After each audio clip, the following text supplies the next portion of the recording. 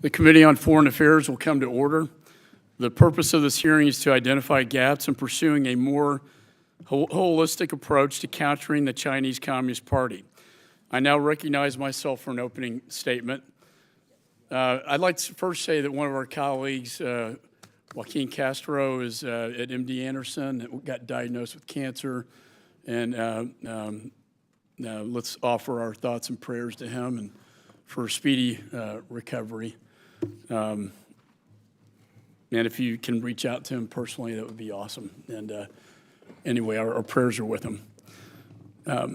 There's no doubt that the growing aggression of the Chinese Communist Party poses a generational threat to the United States.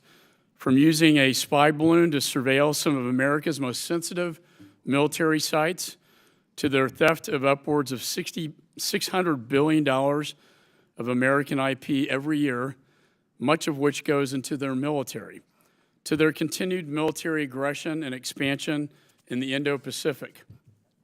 And now CIA Director Burns has recently stated U.S. intelligence has reason to believe China is considering sending weapons, lethal weapons, to Russia. All this ahead of the upcoming meeting between Chairman Xi and Putin next week, where they will surely strengthen their unholy alliance. We are living through one of the most dangerous periods in American foreign policy in a generation. It is a struggle for the global balance of power, and the primary battleground is technology leadership. This is an issue Congress and this administration cannot ignore. I commended the administration for their recent export control rules on semiconductors and semiconductor equipment, and I look forward to hearing the details about your work with the Dutch and the Japanese to harmonize these controls. But I am concerned the administration's efforts aren't as all-encompassing as they should be. Congress authorized the Bureau of Industry and Security with expansive powers to stop the transfer of dual-use technology that the CCP is using to build their military. Yet overwhelmingly, BIS continues to grant licenses that allow critical U.S. technology to be sold to our adversaries, even those it's designed designated as threats to national security. In just one recent 6-month time period, BIS approved licenses worth $60 billion to Huawei and $40 billion to SMIC, their semiconductor company. Both of these companies are military companies for the CCP, and both are listed on the entities list. If BIS continues to mindlessly greenlight sensitive technology sales, the CCP has proven they will use our own inventions against us. Look no further than the recent spy balloon that the administration allowed to fly across much of the continental United States. It has been reported Western-made components were found in this balloon.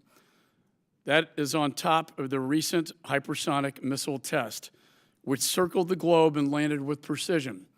This was only possible through U.S. technology that was sold to them. This should be a wake-up call to all Americans. I stand ready to work with the administration and with the Democrats on this panel to strengthen our export control systems where needed, and why I launched a 90-day review of BIS. We are also falling behind on the ideological battlefield. Congress appropriated $325 million to the State Department to counter CCP's malign influence around the world.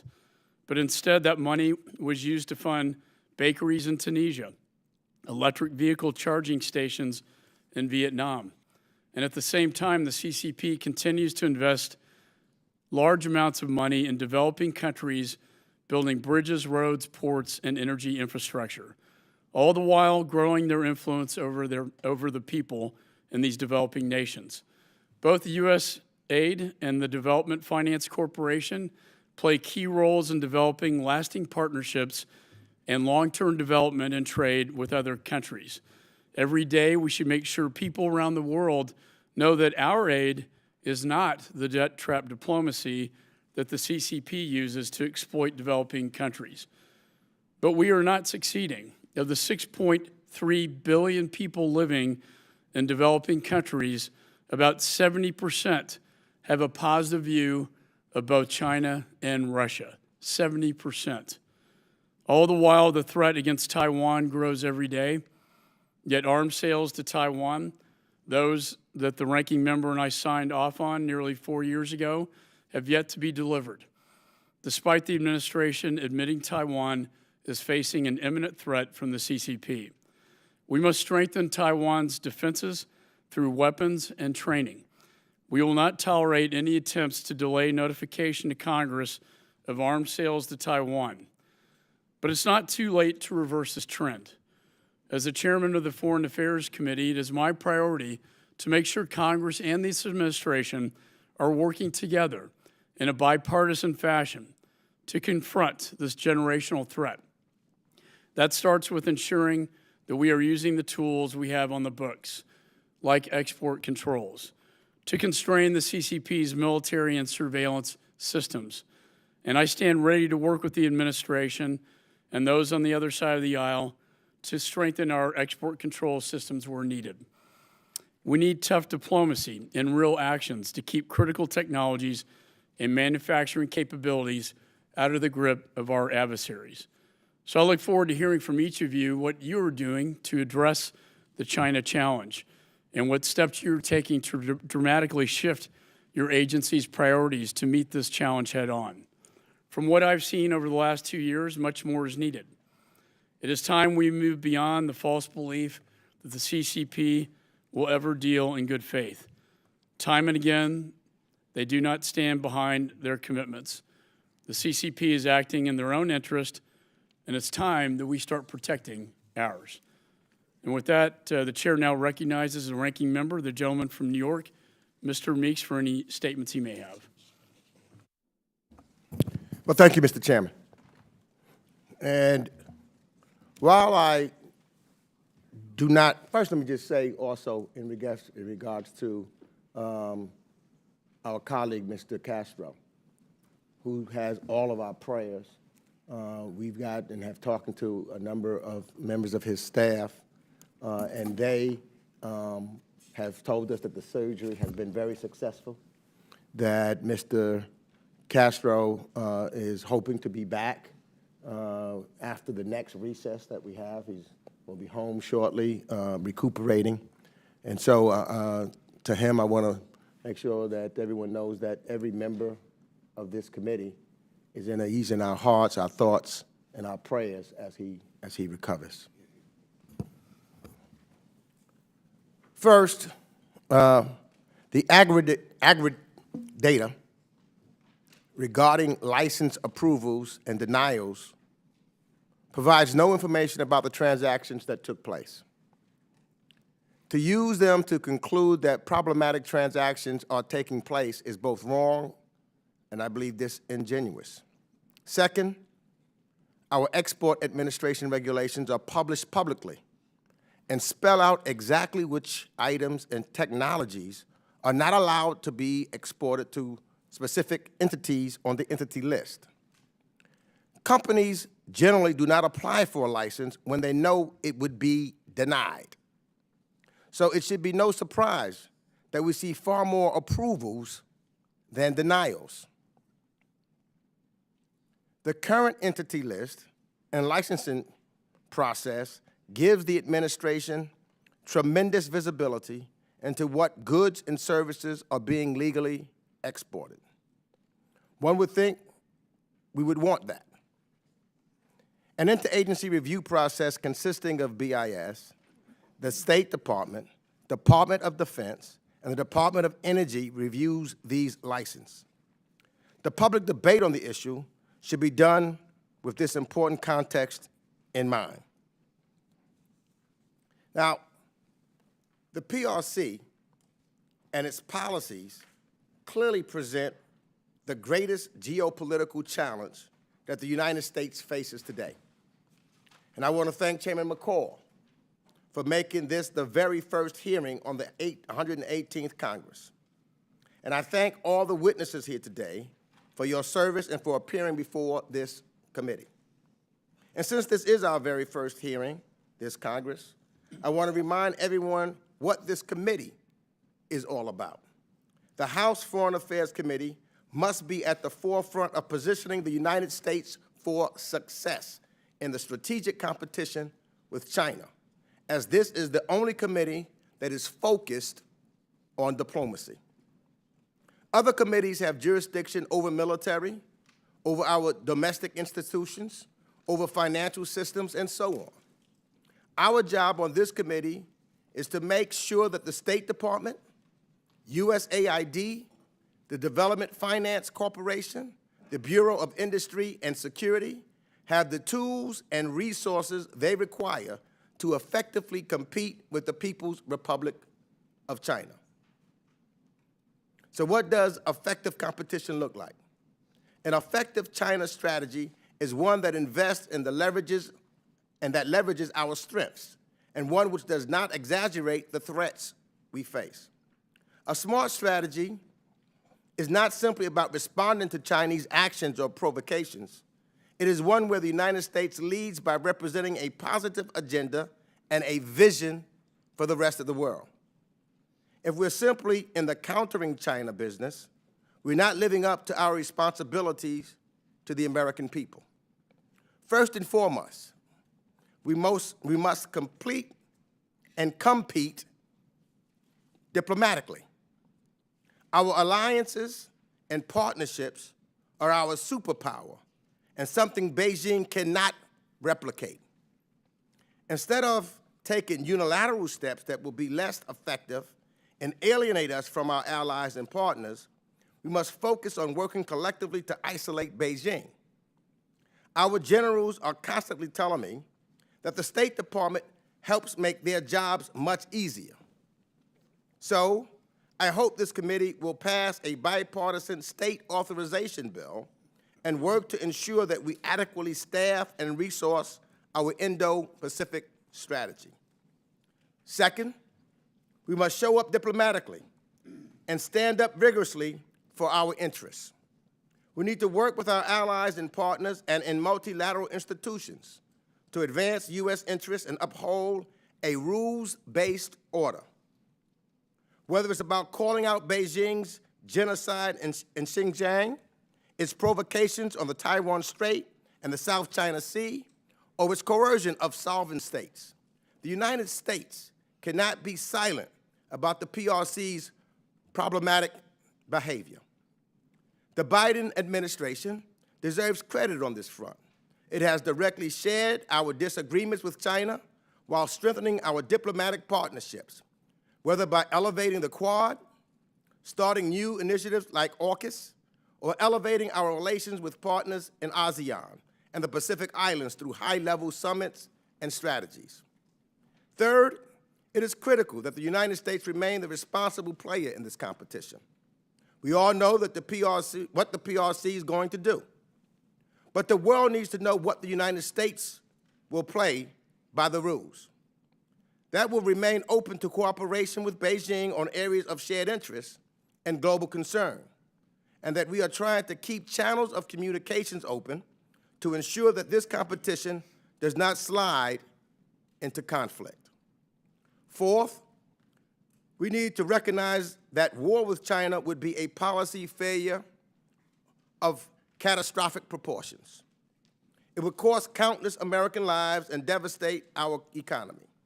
We must make clear that we do not seek war, and we will work to avoid it. However, we will continue to stand up to the PRC's aggression against our interests. And finally, we must not engage in a race to the bottom with the Chinese Communist Party when it comes to our values. I have been deeply troubled by the spike in anti-Asian violence spurred by the political rhetoric around COVID-19.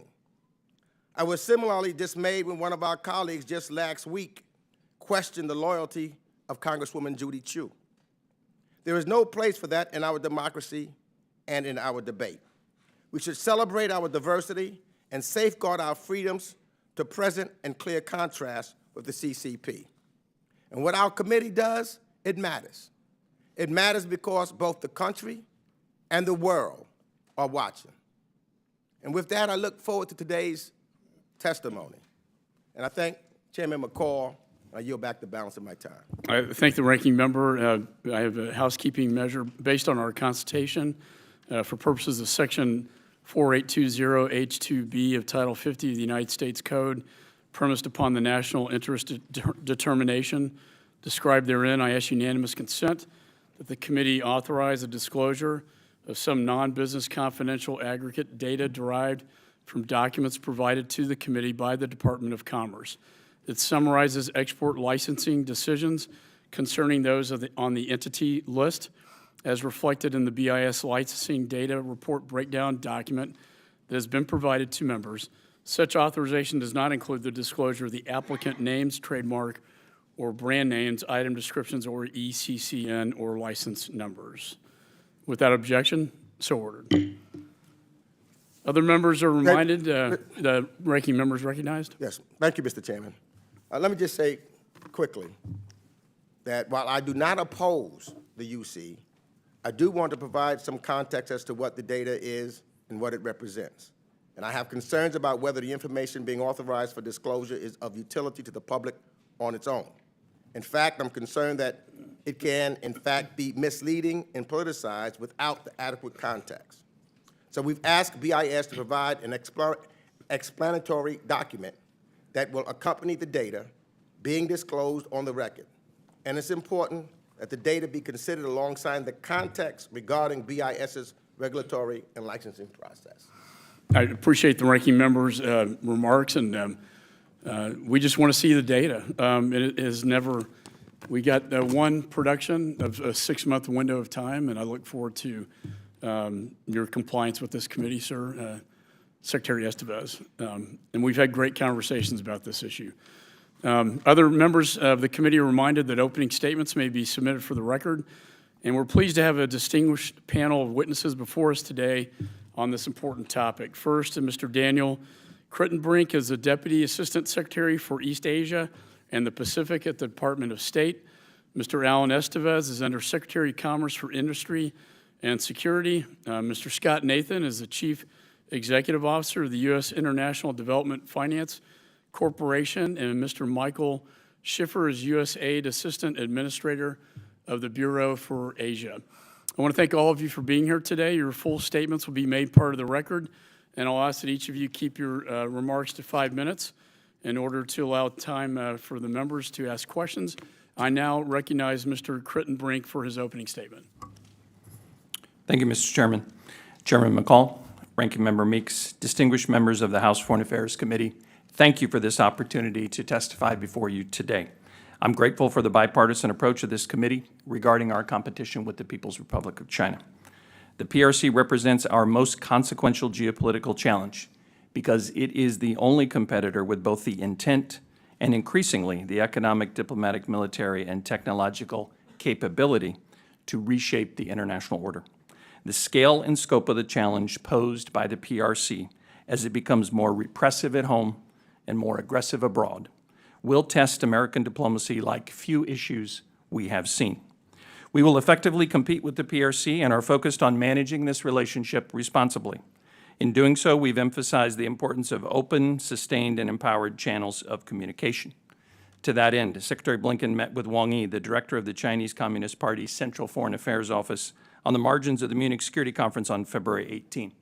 Their meeting was exceptionally direct. Regarding the unacceptable and irresponsible violation of U.S. sovereignty and international law by the PRC high-altitude surveillance balloon, the Secretary made clear that the United States will not stand for any violation of our sovereignty and that such an incursion must never happen again. We have also exposed the breadth of the PRC surveillance balloon program, which has intruded into the airspace of more than 40 countries across 5 continents. The Secretary condemned Russia's brutal war against Ukraine, and he warned about the implications and consequences if China provides material support to Russia or assistance with systematic sanctions or export controls evasion. The Secretary also reaffirmed there has been no change to our long-standing One China policy, which is guided by the Taiwan Relations Act, the 3 joint communiques, and the 6 assurances. He underscored our fundamental interest in maintaining peace and stability across the Taiwan Strait. Secretary reiterated President Biden's statements that the United States will compete and unapologetically stand up for our values and interests but that we do not want conflict with the PRC, and we are not looking for a new Cold War. At the same time, the Secretary reiterated our commitment to maintaining open lines of communication at all times so as to reduce the risk of miscalculation that could lead to conflict. We are continuing to implement the core pillars of our PRC strategy: invest, align, compete. With your help, we are investing in the foundations of our strength at home with bipartisan bills like the CHIPS and Science Act, the Inflation Reduction Act, and the bipartisan infrastructure law. We are aligning with allies and partners on our approach abroad to build collective resilience, close off vulnerabilities, bolster security ties, and advance a shared affirmative vision. By harnessing these key assets, we are competing with the PRC to defend our interests and build our vision for the future. We will continue standing up to PRC threats and provocations, whether in the South and East China Seas or across the Taiwan Strait, to its economic coercion aimed at partners in Asia, Oceania, Europe, and elsewhere, and to China's attempts to undercut U.S. and allied technological advantages and exploit our cutting-edge technologies to advance the People's Liberation Army military modernization. We'll continue to support the people of Hong Kong as they confront the steady erosion of their rights and fundamental freedoms.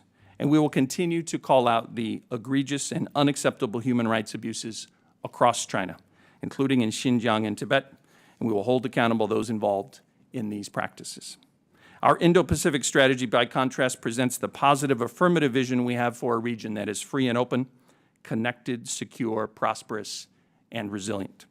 Through our Indo-Pacific strategy, we are building regional capacity and resilience, including to the challenges posed by the PRC, by defending democracy and the rule of law, strengthening the collective capacity of allies, partners, and friends, as well as the regional architecture through collaboration with the Quad, ASEAN, partners in the Blue Pacific, driving shared prosperity through the Indo-Pacific Economic Framework, bolstering regional security through enhanced maritime domain awareness, and more. These efforts support the ability of our allies and partners to make sovereign decisions in line with their interests and values, free from external pressure, while meeting their economic and development needs. With the resources and authorities provided by this committee and the Congress, we will continue taking concrete actions to meet this moment. Again, we recognize the scale and scope of the PRC challenge will continue to grow. We will compete vigorously with the PRC while managing that competition responsibly. And we remain willing to explore cooperation with Beijing where it is in our interest to do so. In closing, let me reiterate our commitment to approaching our PRC strategy in a way that is consistent with our values, with bipartisan efforts at home, and in lockstep with our allies and partners abroad. There are few issues where bipartisan action is more critical.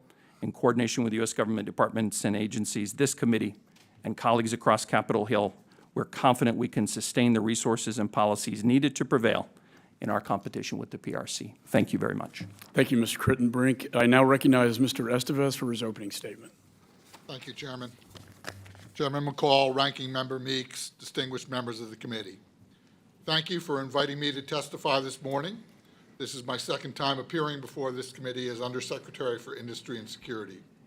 It is an honor for me to lead the dedicated personnel of the Bureau of Industry and Security in the Department of Commerce as we take on the challenge of the People's Republic of China.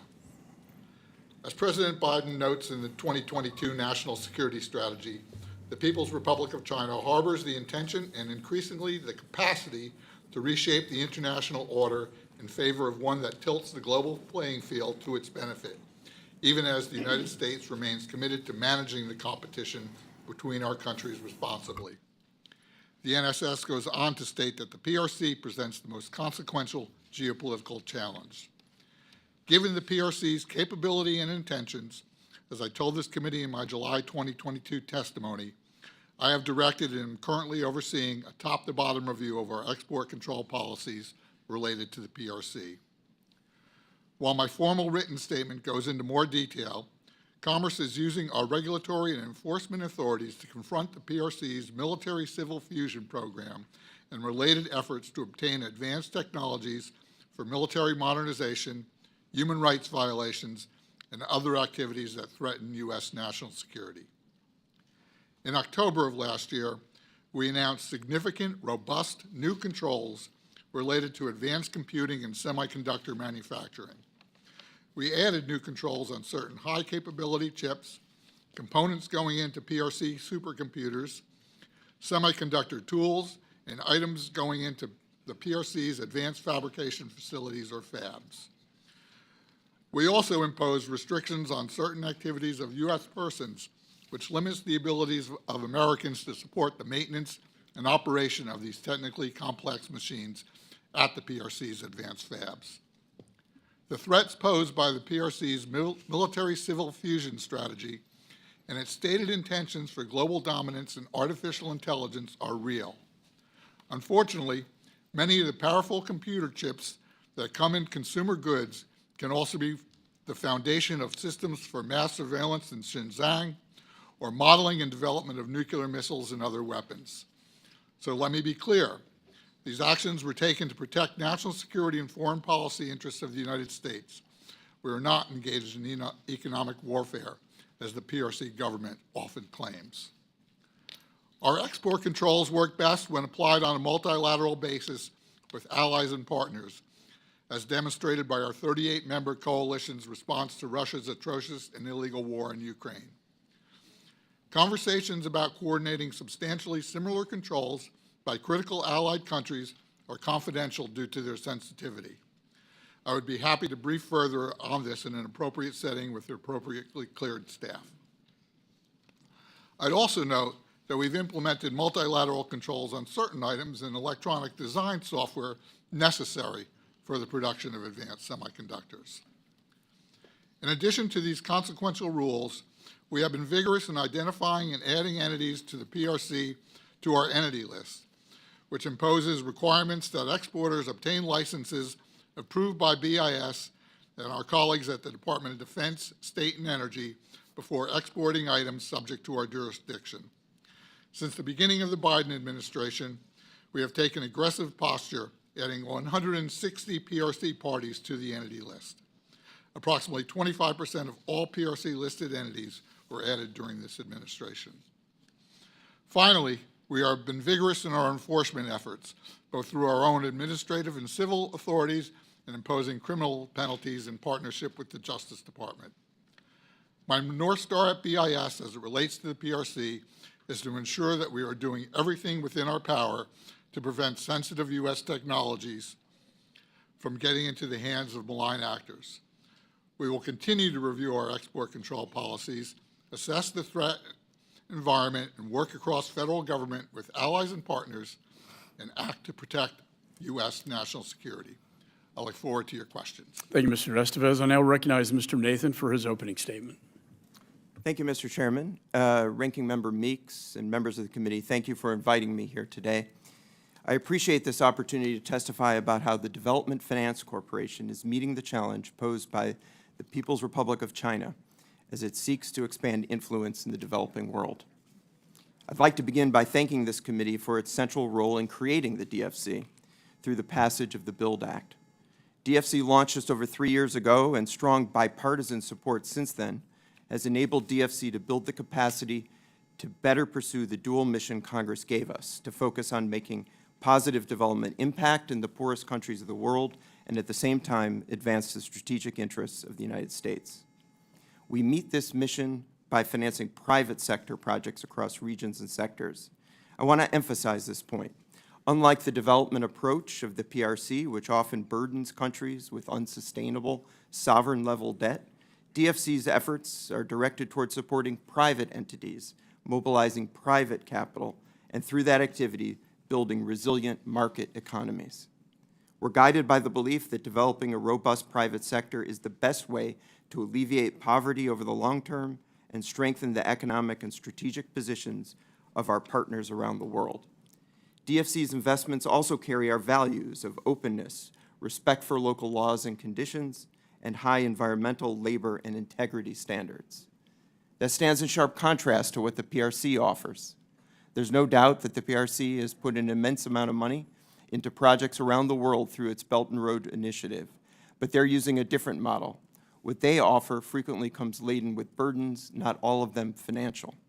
When the PRC's state-controlled entities put money into projects, they often bring their own workers rather than create local jobs and show little respect for community, environmental, or labor standards. When the workers go home, the projects left behind are often inappropriate for local conditions and our poor quality.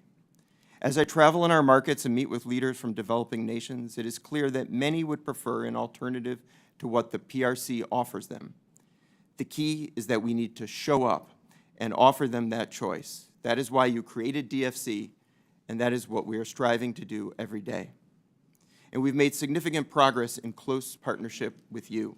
Last year, DFC committed to financing 183 transactions, totaling over $7.4 billion, a record level of investment and associated impact.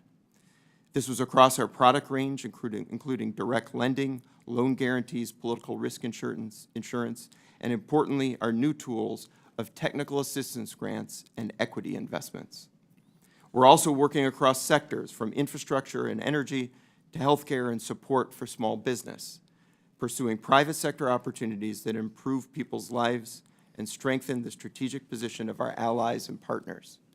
In my written testimony, I describe many of DFC's recent transactions of particular strategic importance. I would like to now highlight just a few. Strategic seaport investments are a high priority for us, and DFC recently committed to lend $150 million to finance the expansion and modernization of a container port in Ecuador. In addition to ports, we're pursuing strategic and developmental infrastructure investments around the world, including airports, railways, and toll roads. In the 21st century, we also need to think about infrastructure more broadly, making investments to close the digital divide in a secure and open manner. To that end, DFC is supporting companies which have outcompeted Chinese suppliers for cell phone networks, data centers, and smart city systems. For example, DFC recently worked with our Australian and Japanese counterparts to enable Telstra to secure the digital networks of 6 Pacific Island nations. DFC financing is also promoting access to reliable energy that is cleaner, more sustainable, and more secure. In the last year, amongst other projects, we financed non-Russian gas supplies for Moldova, enabled the construction of new solar panel manufacturing plant in India, free from the problems of the Chinese supply chain, and expanded our support for a gas-fired power plant in electricity-starved Sierra Leone. DFC is also actively pursuing new opportunities in nuclear energy, and we are working to sustainably diversify the supply and processing of critical minerals away from dependence on the PRC. We recently invested $30 million in the latest round of equity financing for U.S.-aligned critical minerals platform TechMet Limited to support their investment in nickel and cobalt production in Brazil. So to conclude, these are just some examples of the type of transactions that offer an alternative to the activity of the PRC in the developing world. I'm proud of the work that the fantastic team at DFC has done through these transactions and many others. And although DFC is just 3 years old, we've made great progress and are building on a record year of impact. But I know we can and must do more. I welcome the opportunity to keep the members of this committee informed of our progress.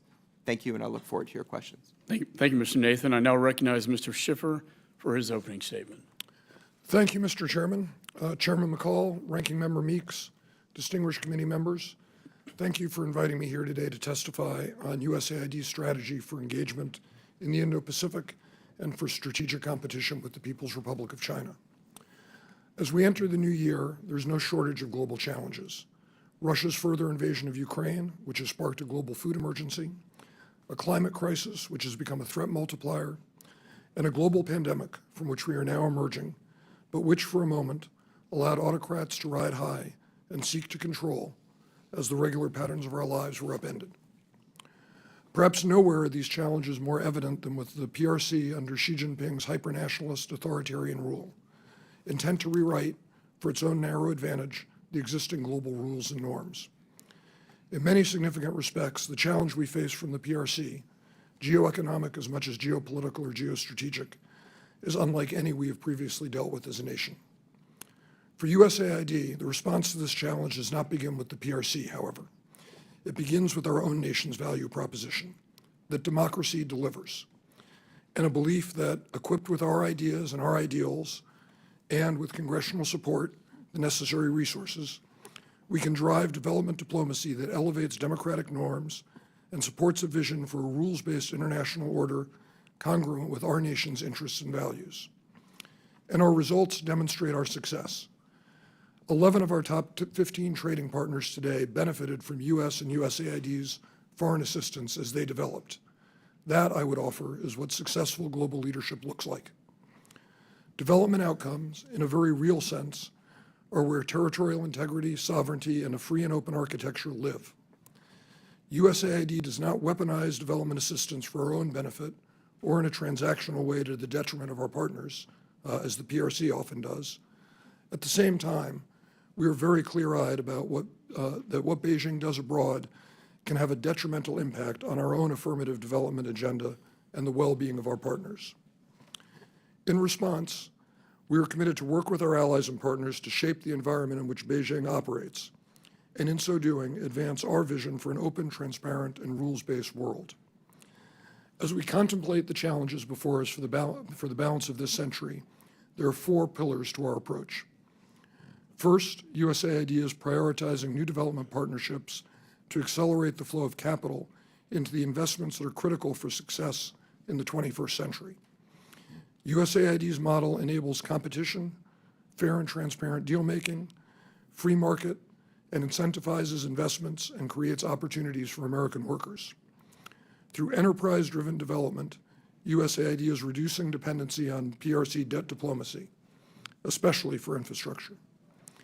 Second, USAID is improving assistance outcomes through digital technology and open and inclusive and secure digital ecosystems. Our work enables U.S. firms to bring world-leading technologies to developing countries and to drive investment, especially in key emerging markets. Third, USAID is enabling partner countries and local communities to become increasingly independent of and resilient to authoritarian influence. We identify and address malign and corrupting authoritarian narratives, and we amplify the positive impacts of democratic governance. And finally, we support vibrant civil societies.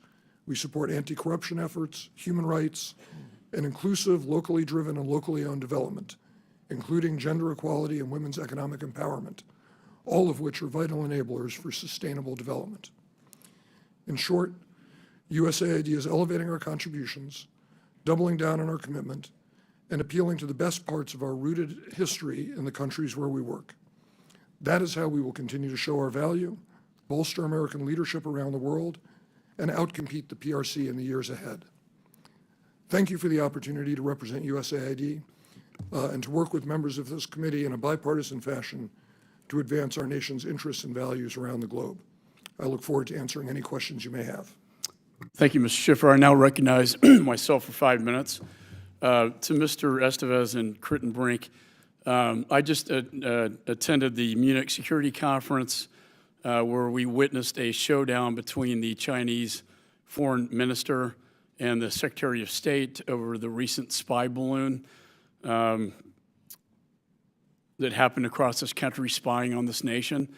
And then the advanced warnings that our intelligence has provided that China is now considering providing lethal weapons to Russia.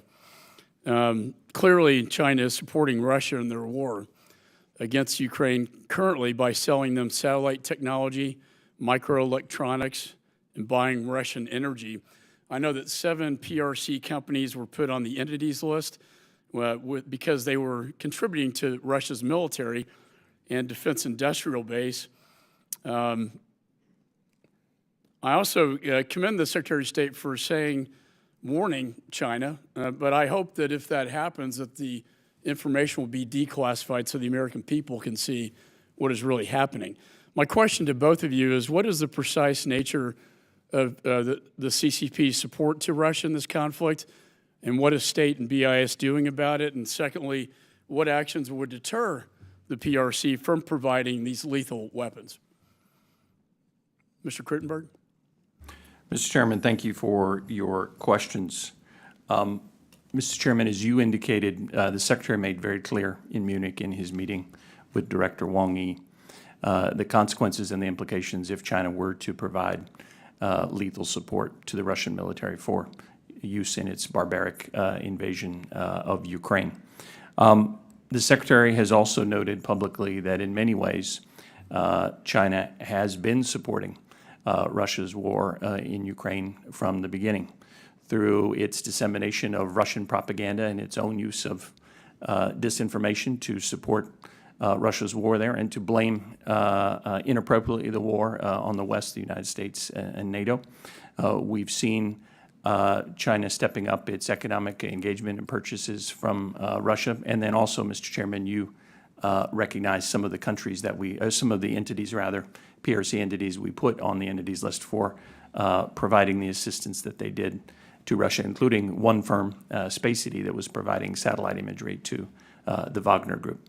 So we've made very clear that we will not hesitate to take steps to hold to account PRC entities that assist Russia, and we've made that very clear to the Chinese. The Secretary certainly did so in Munich, and of course, the President and the National Security Advisor have done so directly to the Chinese on previous occasions. And I think we need to make it clear to China this will not be tolerated if, in fact, it is happening. I know it's happening with respect to the 7 entities, companies listed on the entities list, but with respect to lethal weapons, that is not acceptable.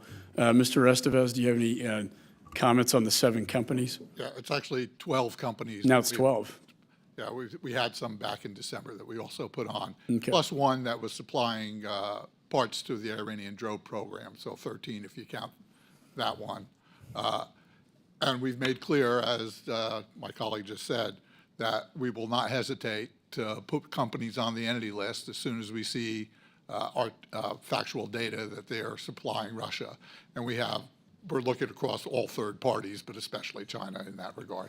I'm glad you mentioned the Iranian drones that are in Crimea, that the Ukrainians, I just got back from theater, cannot attack the Iranian drones without the longer-range artillery. But having said that, components were found in these Iranian drones that were from the United States of America, and also the spy balloon, and also the hypersonic built on the backbone of American technology. We got to stop doing this. They steal it. We don't have to sell it to them. We got a snapshot of your, Mr. Estevez, from January 2022 to March 2022. BIS denied 8% of licenses, applications, and approved more than $23 billion worth of license applications to the PRC companies on the entities list. How does this align with your statement that, quote, we are doing everything within BIS's power to prevent sensitive U.S. technologies from getting in the hands of PRC military, intelligence services, or other parties? First, let me quickly address the Iranian drone thing. As you know, we've put companies in Iran on the entity list invoking the foreign direct product rule so that parts that are American branded, not necessarily made in America, also can't go to that program. For the point on licensing, which of course is an interagency process that is done with my colleagues in Defense, State, and Energy. We have specific licensing rules. The entity list is not a blanket embargo, so going on the entity list may have a particular rule. And in the case of Huawei and SMIC, there were particular rules. SMIC is now, of course, subject to the rule that we put out in October on semiconductor manufacturing. The licensing rule, previous administration that still stands for Huawei, allows things below 5G, below cloud level to go. And I will say that all those things are under assessment. Okay, thank you. I see my time has expired. Chair recognizes the ranking member. Thank you, Mr. Chairman. And I just want to say that because I hear the chairman, particularly with the work that the BIS has, and one of the things I think that's important, and maybe we can do this in a bipartisan way, that for me, BIS may need additional resources for all of the work that we're telling them that they need to do, et cetera. So maybe we can talk about that at some point and figure out how we can make sure that they have more resources to do all the work that Congress is asking them to do. So we'll talk about that later. But let me ask my question first to Mr. Crittenbrink, the Secretary. I concur that I'm very concerned about some of the conversations that we've had with China contemplating giving Russia weapons. And as indicated, part of my viewpoint is to make sure that that is a line that cannot be tolerated if they are giving Russia the weapons to pursue their illegal war.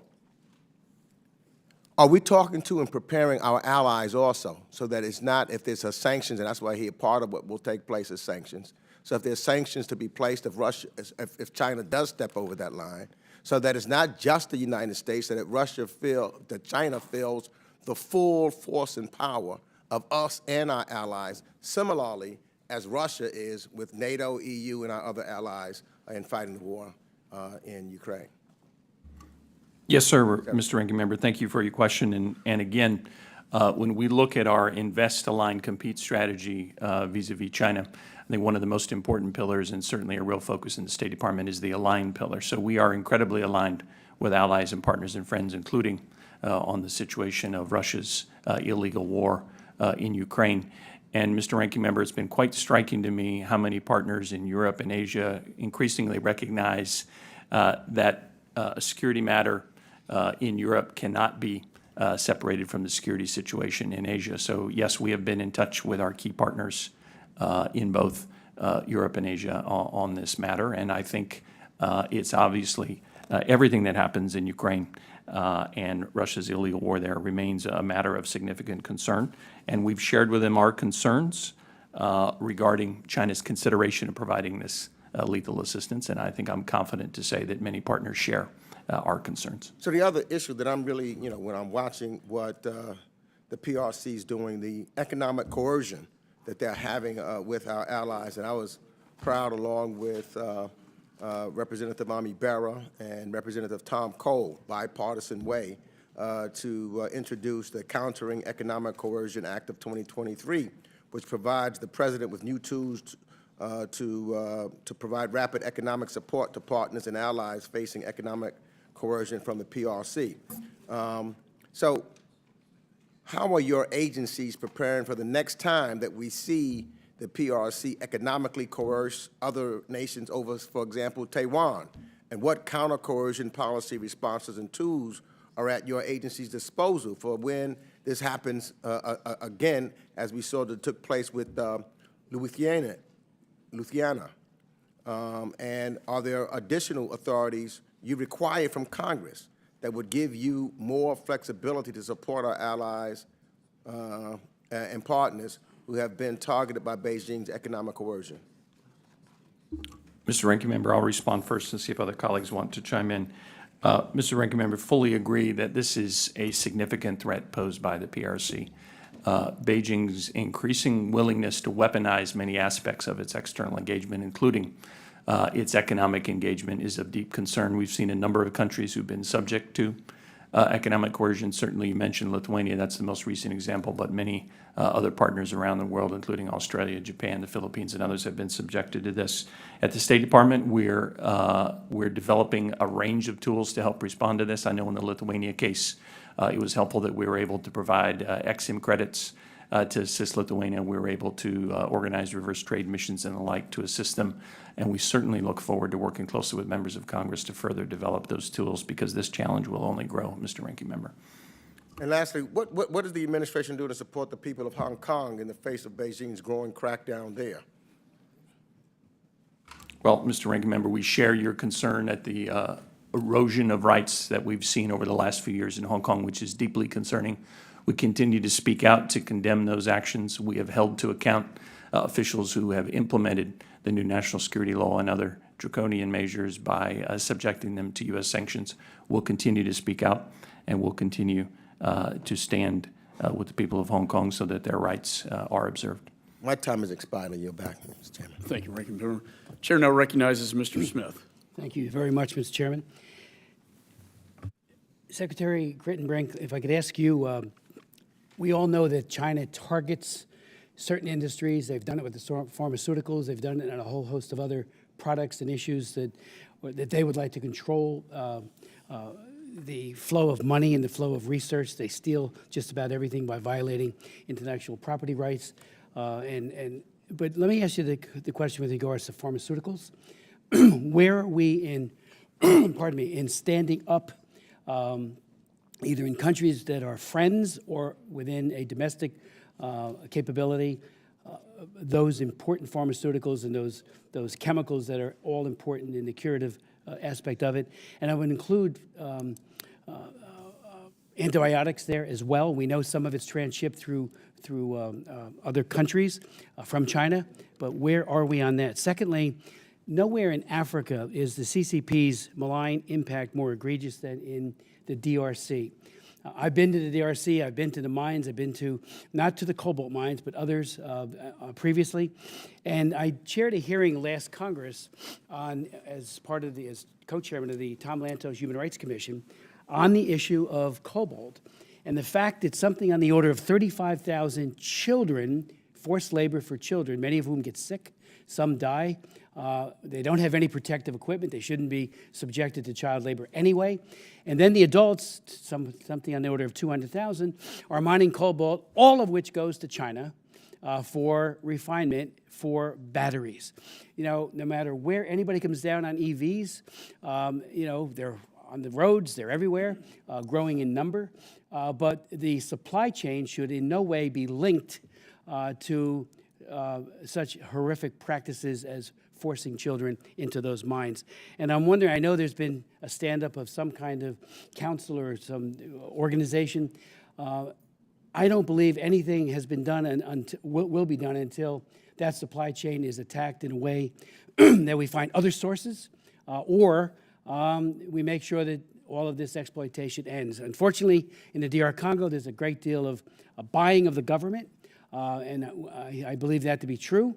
And you know, when money talks, when you don't have anything called the Foreign Corrupt Practices Act or anything that even comes close to it, it's easy to buy off a corrupt official.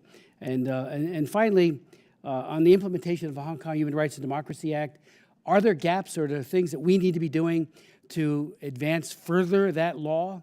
Now, I was the House sponsor of it when it passed. It took years to get passed. Introduced it in 2014. Everybody told me it was a solution in search of a problem. When we finally did it, it was very many days late and lots of dollars short. But it still is a useful tool, if you could speak to those three issues. Thank you, Congressman. On pharmaceuticals,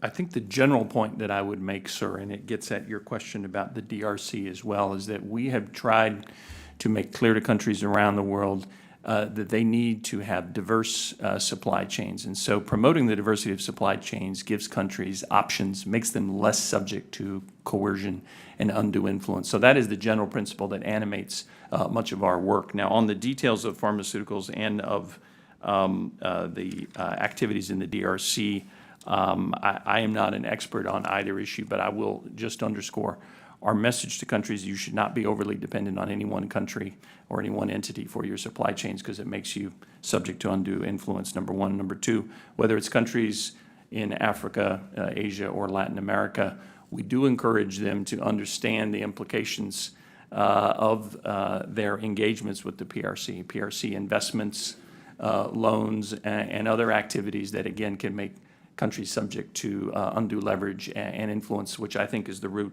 of the problem of many of the issues you've outlined there.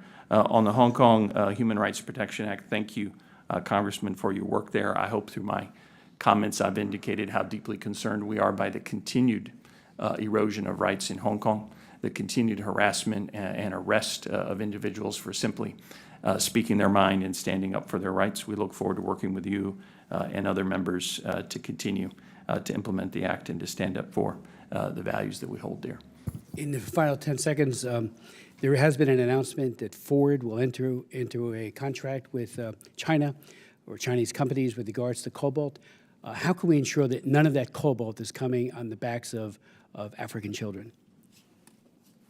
Well, thank you, Congressman. Perhaps I should take that issue back with me. I'm happy to look into it and report back to you. Thank you, sir. Chair now recognizes Mr. Sherman. Mr. Kittenbrink, China's hot. The Pacific Islands rarely are in terms of the attention. As co-chair, along with Mr. Bera of the Pacific Islands Caucus, I'd like to know, now that what lies between the United States and China is the Pacific Islands, and China is certainly making a play there in several different respects, Can you assure us that you're giving a high priority to actually getting those compacts completed and renewed? Hopefully that's a yes answer. Congressman, it's an emphatic yes. We recognize the importance, obviously, of the Pacific Islands, and we certainly recognize the importance of the freely associated states. You may have seen, Congressman, that we have concluded MOUs with all three of the freely associated states, and we look forward to working with Congress to conclude those deals. Should be front burner. Yes, sir. Mr. Chairman, It I is. would thank you for distributing a sheet describing how China controls our corporations, but there's much to be added. You point out that China forces a change slightly in marketing of Top Gun as to how it's marketed in China. Now and then a movie is edited for presentation in China, so we figure China's controlling what the people of China see. No, China controls what Americans see and what the world see by limiting American studios to 40 movies going into China every year. What that means, of course, is nobody's going to make another movie about Tibet because it's not going to be shown in China. No, it means no studio is going to make any movie that offends China because none of their movies will then be admitted to China. And so China, you think we have a First Amendment in this country. In Beijing, they control our studios. Make a movie they don't like, none of your movies get in. J.P. Morgan is told, you better advise your clients to invest in China, 15% of their portfolios, or you won't be doing business in China. And I know that Lithuania is a success, but it's a small country, and we're talking about a very small amount of money. There are hundreds of billions of dollars lost by American corporations who are treated unfairly in China, or that would be lost if those corporations didn't change their behavior in order to meet unfairly in order to meet China's demands. And we need a program to collect billions and tens of billions and hundreds of billions from China so that we can make sure that every American corporation that's unfairly treated either currently or that dares to do something like maybe mention the Uyghurs is compensated for that unfair treatment. Mr. Crittenbrink, there's a considerable dispute as to whether COVID came from a wet market or came from the lab. The reason for that dispute is that China was absolutely opaque. They failed to cooperate. They failed to come clean. Millions of people died around the world, and a substantial percentage of them died because of China's obfuscation at the beginning. The State Department has done almost nothing to tell the world how China's responsible, not maybe for the virus, but certainly for their obfuscation and failure to cooperate afterwards. Is the State Department going to do a better job of informing the world of the Chinese Communist Party's responsibility here? Congressman, thank you. On the issue of COVID, we have long stated that China needs to do a better job of being transparent. But do people in India and Europe and South America who have lost relatives know that those relatives might be alive if China and its Communist Party had cooperated with the world in the first few months? The answer to that, I'll answer for you, is no, because the State Department has done very little to tell the world. Third question, and that is Taiwan. Would the administration support an immediate declaration now that if Taiwan is blockaded or invaded, that immediately ends MFN for China? Don't American corporations deserve to know whether that would be the case? Congressman, on your last question, I'm happy to talk about our approach to the cross-strait situation in Taiwan. As I said in my remarks, we're committed to our one China policy, our longstanding one China policy. I'm asking you whether people are trying to run companies around, they deserve to know whether MFN for China would be ended if China blockades or invades. Can you give them that answer, or do they have to fly blind? What I can say, Congressman, is we are committed to maintaining peace and stability across the Taiwan Strait, and I think they already knew a range of steps they had already to do heard that. Thank you. Thank you. Chair recognizes Mr. Wilson. Thank you, Chairman Mike McCall, for your leadership, and Ranking Member Greg Meeks for this bipartisan hearing on something so important as we understand the significance of the challenge of the Chinese Communist Party also the relationship actually to the war in Ukraine. And in fact, my appreciation of the people of China, my father served in the Flying Tigers in World War II. And so it was really, I grew up with such an appreciation of the Chinese people. He served in Kunming, Chengdu, Xi'an. And growing up, I just grew up with such his affection for the people of China. And so we want the best for the people of China, but that obviously means we also want a free and independent Taiwan. And so, and I appreciate the recognition a few minutes ago about Lithuania, how they've been taking a lead on providing to stop Chinese Communist Party influence in Europe. And I was just last week in Prague in the Czech Republic. They too are working hard to promote the independence of the people of Taiwan, opposing the Chinese Communist Party influence. With that in mind, I want to thank all of you for being here today, but I believe the world's in a global competition between democracies with rule of law, opposed by authoritarians with rule of gun. Today, the conflict is war criminal Putin's mass murder in Ukraine. Ukraine must be victorious to deter the Chinese Communist Party from attacking the 24 million people of Taiwan, and Ukraine must be victorious to stop Iran from its efforts to vaporize Israel as it develops intercontinental ballistic missiles to devastate American families. With that in mind, I would like to ask Secretary Crittenbrink, the Chinese spy balloon endangered the security of American families from Guam to my home community of South Carolina. And yet the President said he advised not to shoot down the balloon on January 28th when it was still over the Alaskan Aleutian Islands and not until over the U.S. mainland. What was the reason for such a delay? Congressman, thank you. On the balloon, I've been honored to brief the House before on this issue together with a number of colleagues, and I'll restate here. We tracked, we detected, we surveilled, and then we took down the Chinese high-altitude balloon when it was safe to do so. The President made a decision on the advice and in consultation with our military commanders that we took the steps to protect ourselves, to mitigate against any threat posed by that balloon, and then made the decision again to take down that balloon once it was safe to do so. It's a massive structure, 200 feet tall. The payload underneath it is the length of 3 buses. So the concern was in the modeling that was done, if you take that down over land, the debris field could be quite significant, could pose a real harm to Americans on the ground, and that's why the President made the decision to take it down when he did. But we, I can say, Congressman, we also learned a great deal by surveilling that balloon while it flew in our airspace, and we are learning more as we have collected the payload since we took it down. To me, it's very disappointing. It was a threat to my constituents. I represent Fort Jackson. I represent Savannah River Nuclear Laboratory. To have a spy balloon come over our state is just, it's inconceivable. And indeed, Governor Greg Gianforte, Senator Steve Daines, Congressman Ryan Zinke have all said that they would have welcomed to have the balloon shot down over Montana as being only a threat to prairie dogs.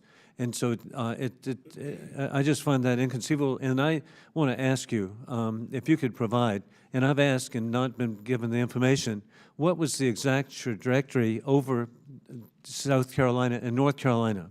I would like to know what counties the balloon traveled over, and for some reason that has been called classified, which it's on opensecrets.com.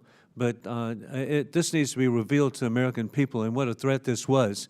And I sincerely disagree with you that the thought of shooting it down off of Surfside Beach, South Carolina, into the ocean, it should have been recovered in some way so that we could find out what type of threat there is from the Chinese Communist Party. And with that, I yield back. Congressman, thank you. Again, I do want to underscore, as I did in my opening statement, that China's introduction of this high-altitude surveillance balloon into U.S. sovereign territorial airspace was irresponsible and unacceptable, full stop. But as I indicated, we tracked it from the beginning. We made an assessment of how to mitigate the risk, and the determination of the President and our military commanders was that it was not safe to take it down until it was off the waters of South Carolina. When we did, and in the water, we were able to recover the payload, and I'm confident we'll learn more from that. Chair recognizes Mr. Bera. Thank you, Mr. Chairman. Yeah, I've said this a number of times in my capacity as the chair and now ranking member on the subcommittee on Asia and the Pacific.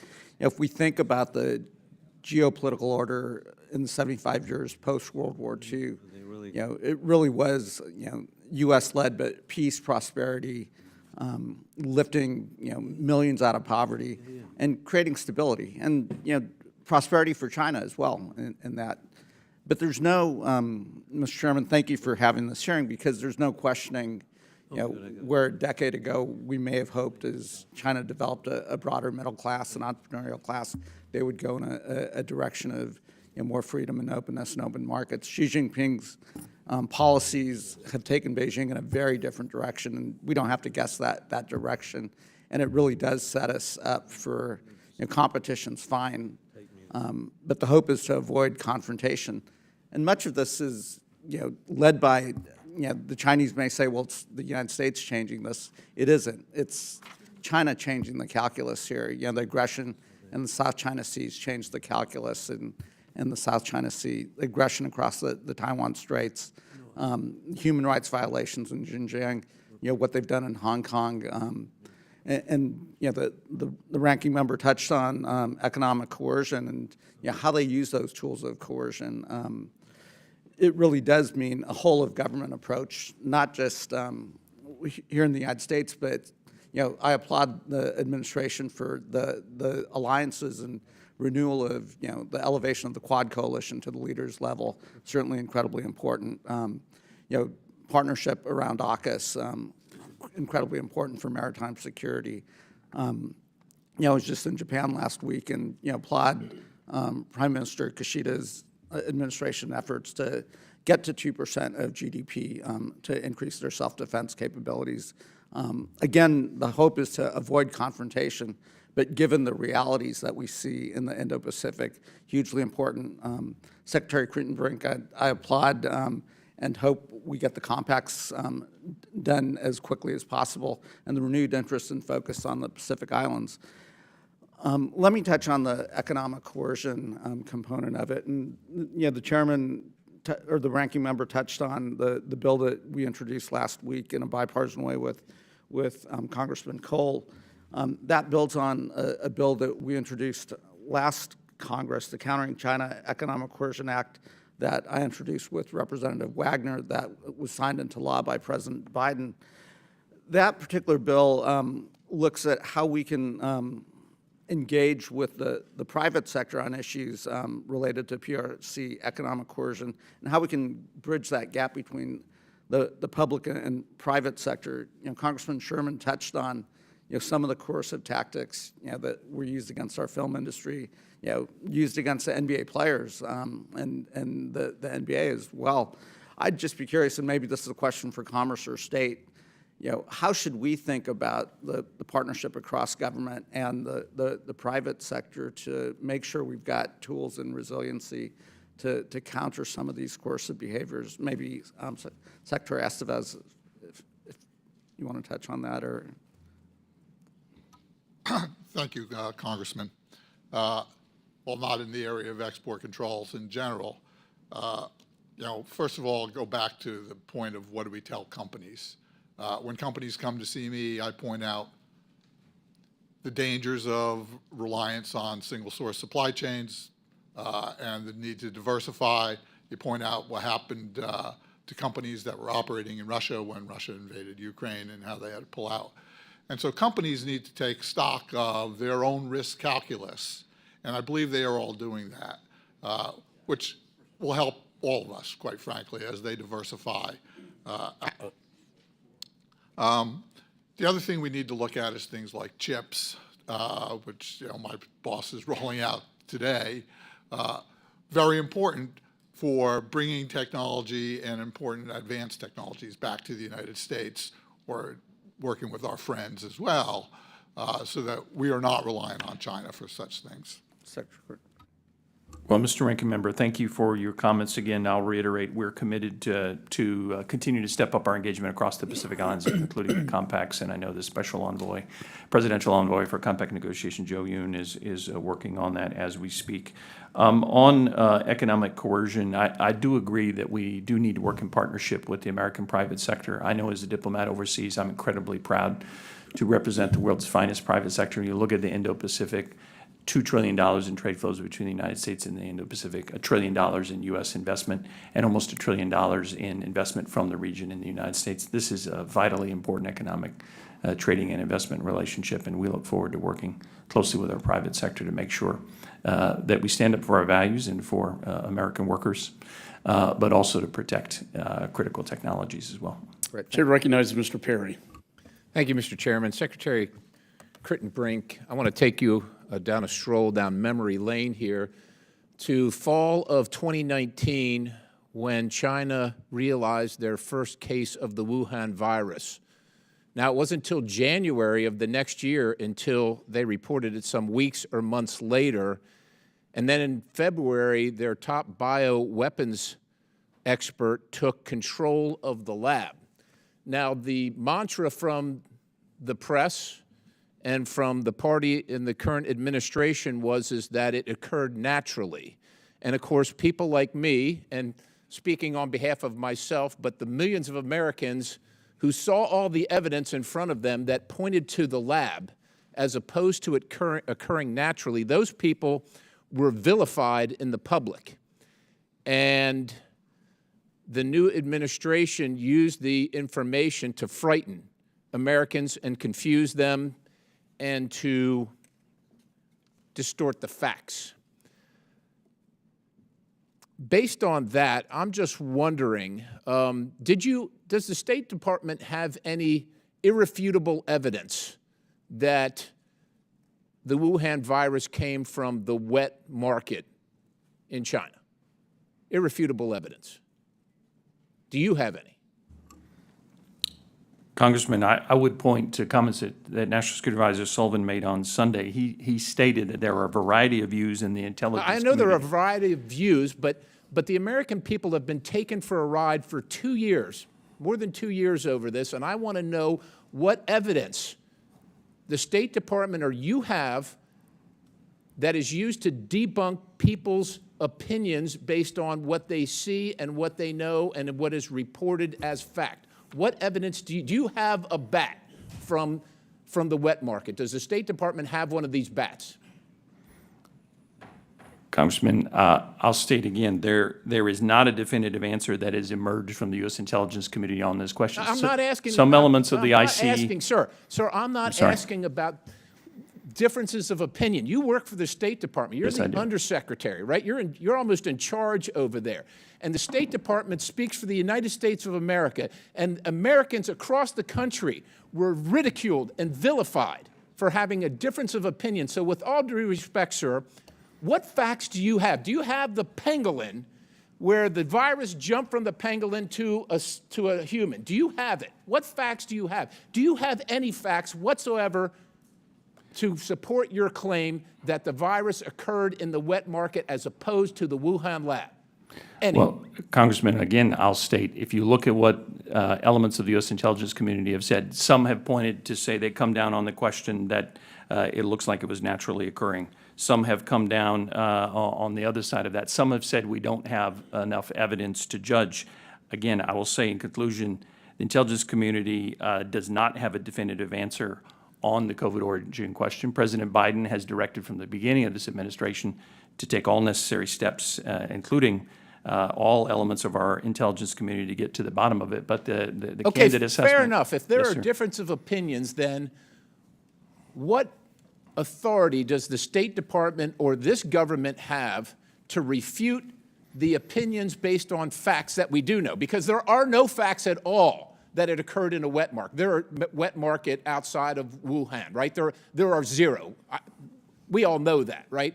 But there's plenty of circumstantial evidence, if not more, because a bunch of it was destroyed. We know they destroyed the samples in the lab, right, so that nobody could see them. But if that's the case, will the State Department at least acknowledge acknowledge that they were wrong, and apologize to the millions upon millions of Americans that they disparaged for their opinions based on what they know happened in 2019 in the Wuhan Institute of Virology? Will the State Department acknowledge it and apologize? Will they ever do it? Congressman, what I will acknowledge and commit to is to doing what the President has said, that we'll use all elements, including in the IC, to get to the bottom of this.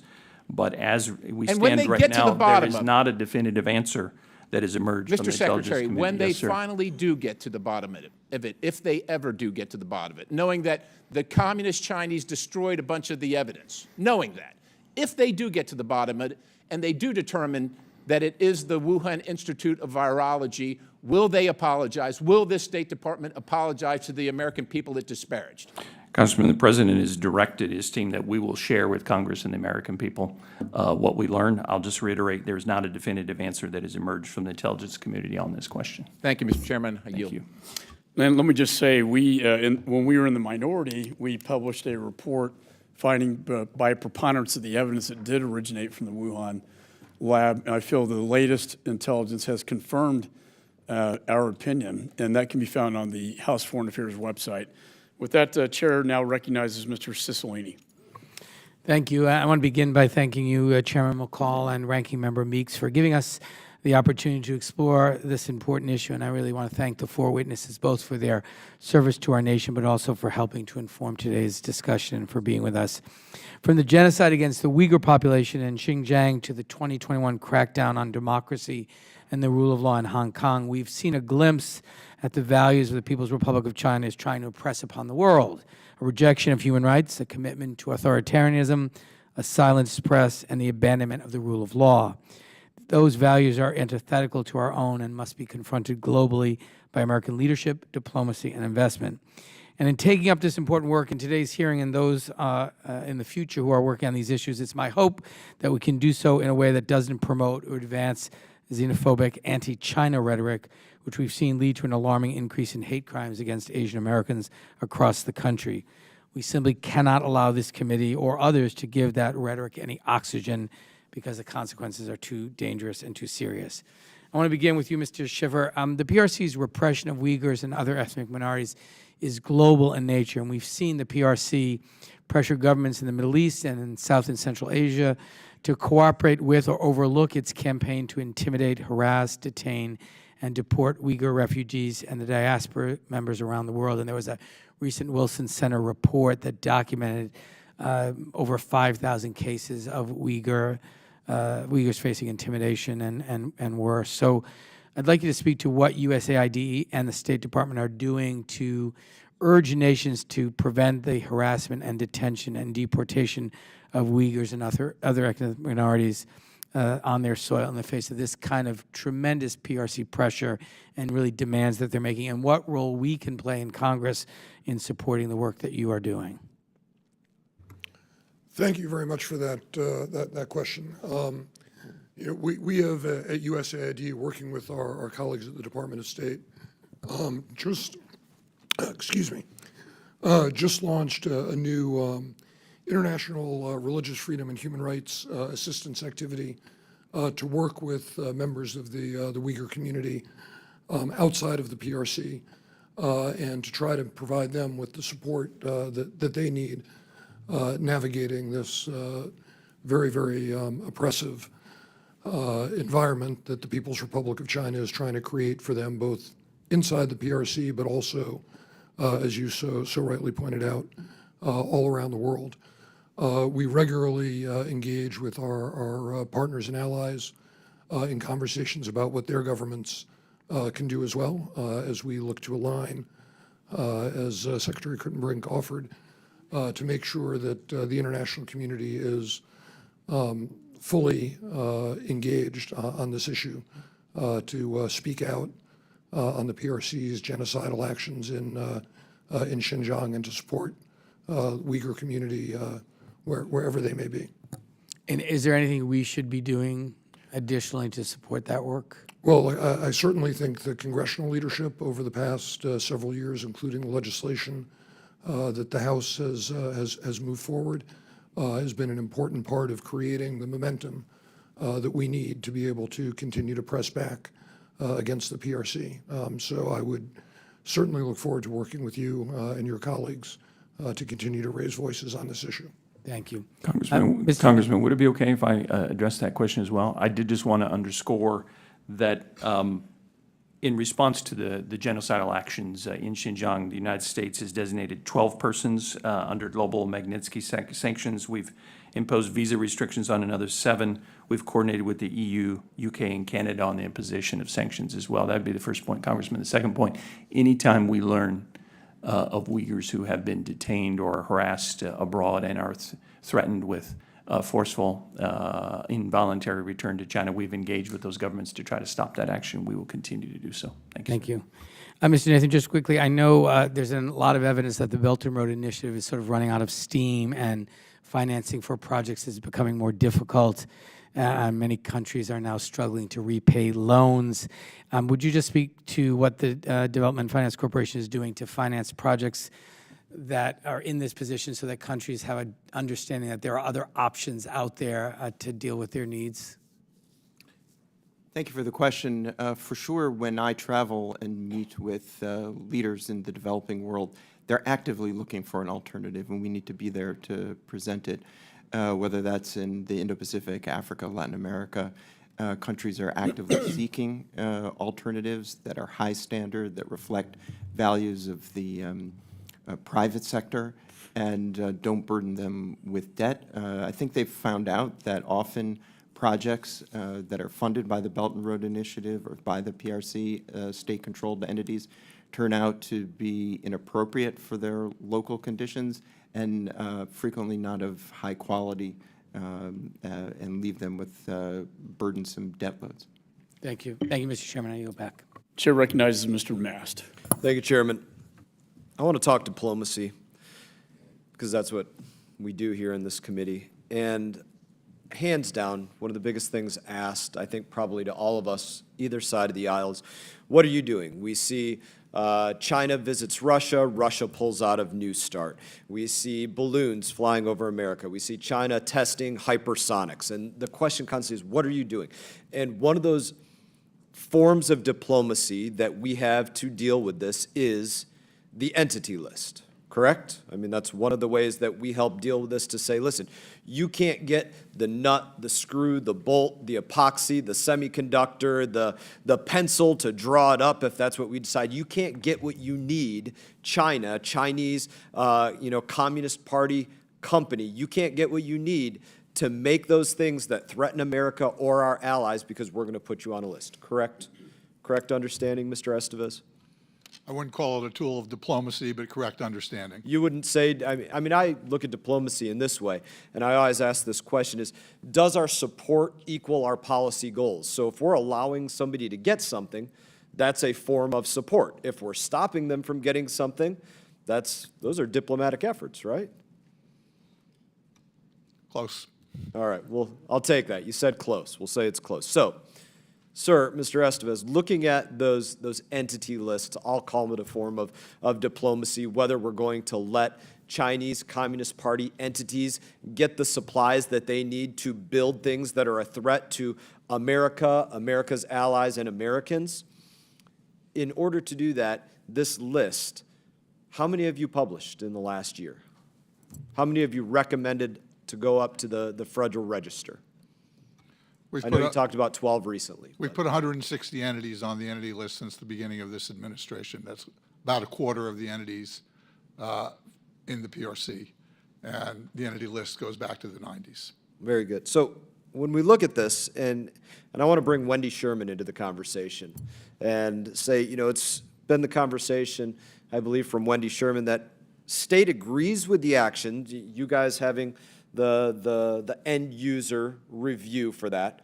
But there's really somebody higher than you all, and that's whether it's Mr. Crittenbrink or Wendy Sherman or Blinken. They might ultimately decide if those end user reviews are going to be put into the Federal Register, correct? There's an interagency process. We never go up that high, to tell you the truth. Only 1.1% of discussions over licenses or entity lists have even go up to the Assistant Secretary for adjudication, because usually there's pretty good consensus on what goes on the list Right, based there's a on the evidence process. that we have. There's a process, but even if you all recommend that review goes forward and put it on the register, if Secretary Blinken or Mr. Crittenbrink or Wendy Sherman decide they don't want that on there, that's not going on there, is it? The process actually flows a little differently than that. Mr. And once- Crittenbrink, would you once like to we have the respond? vote, we put people on the list. Congressman, yes, thank you. I think we collaborate exceptionally well with our colleagues at Commerce, and not just Commerce, but Energy and DOD as well, who are also part of this process. And our goal is to do exactly what you've outlined. The entities list is designed to prevent China or other actors from acquiring U.S. technology inappropriately or to use for their military modernization in ways that would threaten our interests. So Let's we're very ask a supportive of that specific effort. question on that then. Yes, sir. Since I'm glad we have both of you sitting here. So how many PRC entities have passed that end user review, the committee, that have not been published yet? I'm not aware of any. None. None. Very good. That'd be great to hear. Do you want to consult with your staff and make sure that that's the case? Anybody behind you? I don't have to do that. Mr. Crittenbrink, are you familiar with any that Ms. Sherman might think that she agrees with the action but doesn't agree with the timing because it might piss off China? Congressman, I would say that once a proposed entity listing is approved by these four agencies, this regulatory action in the ERC, it goes on the entity list. That is the process. It doesn't just go there. You all have the opportunity to pull that back as higher leadership in the State Department. I think what I would say, Congressman, is that we feel like our job, the reason why we have this consultative body is to sit down these four agencies and to think through all of the implications. Is this proposed action going to achieve our goals? Is it potentially going to inadvertently harm our own interests or the interests of allies and partners? We have to think through all of those things. But once we reach consensus and we vote, those actions go forward and are published on the entities list. Thank you for your time, Mr. Chairman. Thank you. Chair recognizes Mr. Kim. Thank you, Mr. Chairman. Thank you to our panelists for coming today. Mr. Crittenbrink, I wanted to start with you. I guess I just wanted to ask you, how central to the work that we're trying to do in the Indo-Pacific, especially vis-a-vis China, how important is coalition building to our strategy and our efforts there? Well, Congressman, I would say it's absolutely vital. It's central to what we do. As the Assistant Secretary of State for East Asia and Pacific, I spend the vast majority of my time and my Bureau's time on building the coalitions that you're talking about and what we refer to as building the collective capacity of our allies and partners and friends to work together with us to support the rules-based international order and to counter all challenges, including those posed by the PRC. It's absolutely central, and I would argue it's the most important thing that we do. I very much agree with you that it's so central, and to the point you said, perhaps the most important thing that we're trying to do. And I think this committee, we've talked a lot about, in the context of Ukraine, just how central that coalition was for our efforts over there.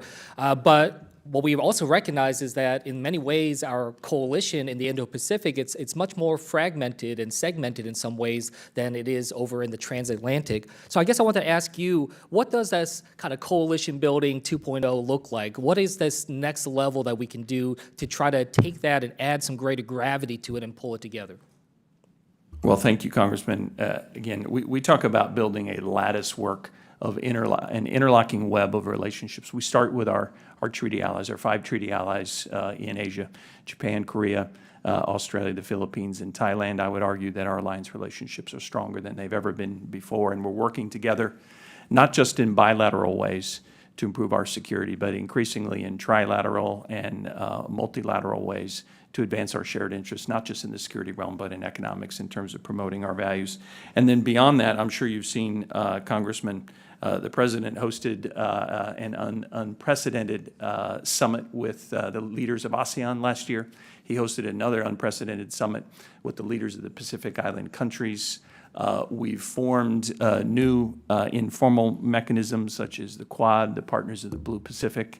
again, forming these interlocking webs of relationships that we think are absolutely vital. And trying to build that trust there and that partnership there, it's so important. Absolutely. But- And, sir, I feel like my number one duty every day and the duty of my colleagues is to demonstrate the credibility of our commitment to the region and to our partners, to let them know that they can count on us and let them know that we'll all be better off, more prosperous, more secure if we work together, So including in countering threats from the PRC. There's a little bit of a debate here about how best to be able to build this coalition. I want your thoughts on it. I've had a number of people come to me and say we should be applying greater pressure to some of these partners that we're working with in the Indo-Pacific, pushing them to more definitively choose between the United States and China. And I guess I wanted your thoughts on whether or not that would help or hurt your ability to build the coalition you need. Well, Congressman, I would say, generally speaking, we don't try to force countries to choose. They tell us that they don't want to choose. Most countries in the Indo-Pacific don't need an education on the threat posed by the PRC. What they want to know is how can they work together with the United States and increasingly together in these interlocking webs of relationships to advance our shared interests. The way we look at it is we're not asking countries to choose. We're working to make sure countries have choices and to make sure they can make their own sovereign decisions free from coercion. And if we do that, I'm confident that we will prevail in this competition and will continue to preserve the free and open region toward which we're working. One thing that I've heard when I was out there in the region talking to some of our vital partners there is they do have concern about some of how we're approaching vis-a-vis China, our rhetoric, our posture. And I guess some of their concern was saying that they really want to work with us and continue to be a partner, but that may be more difficult for them if they feel like or is perceived like the United States is the instigator for aggression or provocation in that relationship between the U.S. and China. Do you hear the same from partners that you're talking to? I do, Congressman. Look, I think it's important that we always demonstrate that the United States is a responsible actor, that we are committed to the rule of law, to peaceful resolution of disputes, committed to the rules-based regional order. And when we do that and when we work together with our partners, I think that's when we are most effective. And I think it's quite clear across the range of issues we've discussed today, I think it's quite clear which party is taking steps to undermine the rules-based. And I think that's something we can highlight while underscoring that we are that responsible actor. Thank you. Yes, I yield back. Chair recognizes Mr. Barr. Thank you, Mr. Chairman, and thank you for you and the ranking member holding this very important bipartisan hearing related to the threat from the Chinese Communist Party. Secretary Estevez, in your testimony, you state that in FY 2022, BIS and its interagency partners approved approximately 69.9% of license applications involving the PRC and denied or returned without action approximately 30% of such license applications. How many of those BIS licenses were approved for companies on either DOD's 1260H list of Chinese military companies or Treasury's Chinese military industrial complex companies list? Unfortunately, Congressman Barr, I'd have to get you that information, which I'll be happy to. Does BIS have that information at your fingertips? When we vote through the interagency, obviously, defense can bring, first of all, defense can propose anything they want. And defense can raise the concern over any license based on their list. Well, here's the concern I have, and you and I have had a good conversation about this. The lack of coordination and the lack of visibility across agencies, big problem, big problem. How important is it that Commerce Entity List designations be coordinated or be cross-referenced by OFAC or Treasury or DOD for purposes of sanctions to prevent American investors from financing entities tied to the CCP or these Chinese military industrial complex firms that are still included in emerging growth index funds, either on U.S. exchanges or foreign stock exchanges, or even through private equity or credit investments? There's a lot to unpack there. Obviously, investors should be looking at all those lists. As far as coordination between myself, the Treasury Department, and Department of Defense, we actually have pretty excellent coordination going on right now.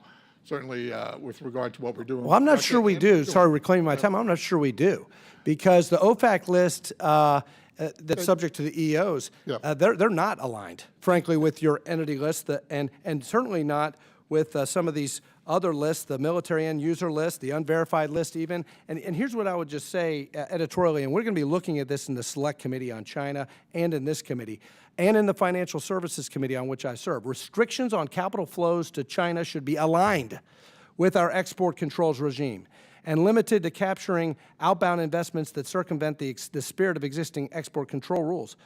In other words, why should restrictions or notification regime on outbound American investments in China not also be applicable to what's on an export control list? And of course, we're working on an outbound investment program, and I know that the Congress is looking at that as well. Do you have visibility into PRC entity list companies that remain in index funds listed on U.S. or other exchanges? I do not. That's what we need.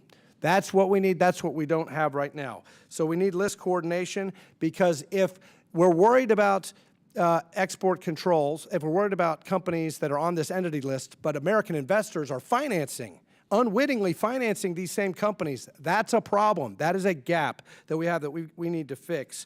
And I appreciate your attention to that. Mr. Nathan, and also, believe me, we're going to be talking to Treasury about that problem, because you're doing a good job. You've got a good entity list, but we need coordination so that we're not unwittingly financing these technologies, even if we have export controls. DFC, Mr. Nathan, we've talked about this. DFC must prioritize lower middle income economies defined by the World Bank, but there's some higher income economies where Belt and Road is alive and well. Would you like to have the capability of going into some of those higher income countries that are strategic, like Panama, where China is all over the canal? Thank you for the question, and I appreciate our previous discussions, Congressman. Congress has provided us the opportunity specifically for energy to operate in high-income countries in Europe through the European Energy Security and Diversification Act. If Congress moved forward other legislation, we'd obviously work together to make sure that that was aligned with our objectives and our mission under the BUILD Act. As you and I have discussed previously, some of the World Bank income classifications are a little bit clumsy in terms of the countries where we can operate. And last question to you. Due to budgetary treatment of DFC equity investment, DFC has not been able to fully unlock this tool. How can we help you with that? Oh, excellent question, and thank you for asking it. Equity is a very important tool for us to be forward-leaning on risk, to be able to fund infrastructure projects, companies, and other projects that meet the needs of the countries where we're operating and give them the choice that they're looking for as an alternative to the state-directed investment from the PRC. The current budgetary treatment doesn't allow us to fully realize the promise of the tool, and I believe what the intention of the BUILD Act was.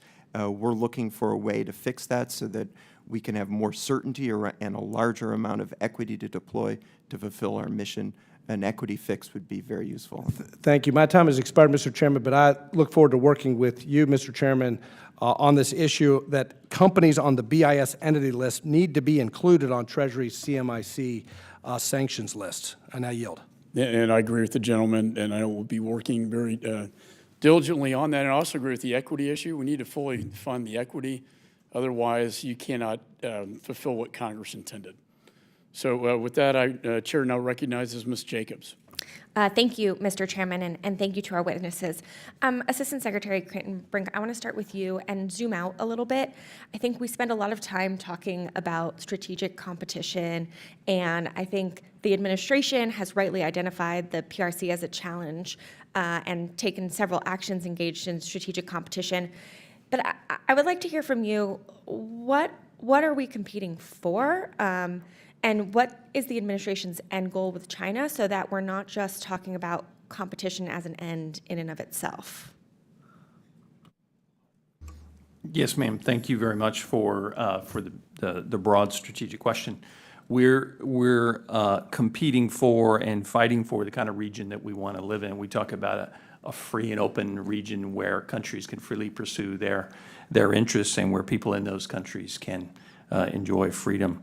We're talking about an interconnected region where we work closely with our allies, partners, and friends. We're talking about a prosperous region, right, where everyone benefits from free and unfettered trade. We're talking about a secure region where disputes are resolved peacefully and we counter threats to security. And we're talking about a resilient region that has the capacity to respond to transnational threats like climate change and the pandemic disease. We're fighting for freedom and democracy as well. That's what we stand for. It's an affirmative vision. That's where I start and end my day every day. What are we doing every day to advance those affirmative goals? As far as our end goal with China, we've talked about the means that we use in our competition, but we also are interested in exploring cooperation where it's in our interest to do so. And at a minimum, whatever we do, we want to keep channels of communication open so that we don't have some kind of a miscalculation that could veer into unintended conflict. Thank you. And I just think it's really important that we stay focused on those end goals because China's not going anywhere, and we don't want to feed into the CCP's talking points around us just being out to weaken China for the sake of weakening them indefinitely, and figuring out what kind of world we actually want to try and get to. On the question of keeping lines of communication open quickly, I know that Secretary Blinken told Wang Yi that we do want diplomatic engagement and open lines of communication, and he would be prepared to visit Beijing as soon as the conditions allow. When exactly will conditions allow for the visit to be rescheduled, and what conditions are you looking to? Congresswoman, thank you for your question. Yes, the Secretary did make the decision following the irresponsible and unacceptable intrusion into our airspace of the Chinese high-altitude balloon that he simply could not travel to China at that time and be able to conduct any of the business across the broad-ranging agenda that he had intended to. We did say that he would look to travel when conditions allow. We'll determine what those conditions are and when. Thank you. Well, I think many of us on the committee would encourage keeping those lines of communication as open as possible, recognizing that it takes two to be able to do that. Yes, ma'am. I would say, unfortunately, sometimes our Chinese friends have used those channels of communication as a source of leverage, and that's unfortunate. Yeah. Assistant Administrator Schiffer, I want to go to you. I know we've had a lot of talk about the Belt and Road Initiative and what China's been doing in that regard. I think we sometimes have a temptation to play whack-a-mole with our investments and just feel like we need to show up wherever China is showing up, even if it's not necessarily in our strategic interest. So I just wanted to hear how USAID is viewing this part of their work and how you're thinking about prioritizing strategic investments where we have a comparative advantage instead of just this sort of trying to match one-to-one. Well, thank you for that question. It is absolutely critical if we're going to be successful in creating the sort of world that we seek to create. As Secretary Crittenbrink laid out, that we are disciplined and strategic in our approach. And I would offer that I think we have been as we look to work with countries that are on the front line of Beijing's coercive economic practices and countries and partners that are critical for our own security and for being able to build the free and open architecture that we seek, whether it's in the Indo-Pacific or around the world. The challenge that we have is that, well, Beijing's model for development assistance isn't actually about development assistance, it's about geostrategic advantage. Our model is premised on being able to create bankable propositions that can attract capital and that can have market access for success. And that is a much trickier proposition. But we are seeking to fully align our work with the strategic priorities of the administration, including in the Indo-Pacific. We're looking to expand our presence there significantly over the course of this year. Thank you, and I just note we're already seeing many countries where the Belt and Road Initiative has backfired and where countries are starting to sour on Beijing as a result. So I appreciate your strategic approach, and Mr. Chairman, I yield back. Chair recognizes now the Chair of the Indo-Pacific Subcommittee, Ms. Kim. Thank you, Chairman McCall and Ranking Member Mix, for holding today's hearing on generational challenge posed by PRC. I want to ask the first question to Mr. Estevez. When you came before the committee more than 6 months ago, you stressed your desire to harmonize the various U.S. government lists related to PRC companies. And I think most of us agree that's a common sense policy that needs to be implemented. So, for example, CRRC, a giant, well-known PLA supplier, is not on the Commerce Entity List, but is on the DoD military list, right? That seems like a glaring omission. So what specific steps have you taken to work with DoD to harmonize these lists, and when can we expect this process to be implemented? So a couple of things about the lists, and I understand the confusion over different lists. Different lists have different authorities around them. So the DoD list, which is required by 1999 NDAA, I believe, has no consequence for the companies that are listed, whereas the entity list, which requires factual and articulable information in order to put someone on the entity list, has consequences for the company. So I need data in order to put someone on the entity list, as opposed to research. I also have to really want to see if there's exports to that company, because otherwise it's a useless enterprise, though we do put people on the entity list with very few exports. DoD, which sits on the committees that authorize licenses and put people on the entity list, can always propose someone to go on to the entity list, and then we'll take that up, and we'll look at the facts and the data around that. So from a standpoint of whether DoD can put someone on the list, the absolute answer is yes, through the process. So you're referring to legal risk associated with harmonizing DoD lists with the entity list. Let me tell you, our committee has consulted many lawyers and legal experts about this issue, but they've been told that BIS faces minimal legal risks. So for instance, Congress expressly precludes BIS from the Administrative Procedures Act and sets a very low bar to clear for entity listings, that an entity be or have the potential to be a threat to U.S. national security and foreign policy interests. So we have found only 2 recent cases in which PRC companies took BIS to court over an entity listing, and BIS prevailed both times.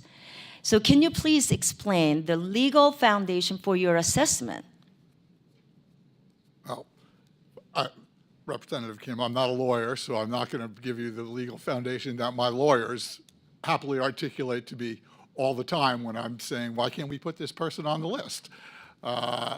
Because we do need to have fact-based. We are not the PRC. We don't make it up. We actually follow a process, and we live by the rule of law. It sounds like, to me, it's more like a political concern than a legal one. Zero But, political concern, ma'am. Well, let me go on. How do you explain the declining rate of BIS entity listings? Because by our count, there were 114 in 2019, 147 in 2020, 85 in 2021, and 68 in 2022. But, so can you explain that? I'd have to go back and to look at that. But I don't see us having a declining rate. I actually see us having an expedited rate on. All right, I'll move on then. You know, I would like to ask a question to Mr. Kreitenbrink. You know, I'm going to ask you about the backlog of $21 billion in arms sales to Taiwan.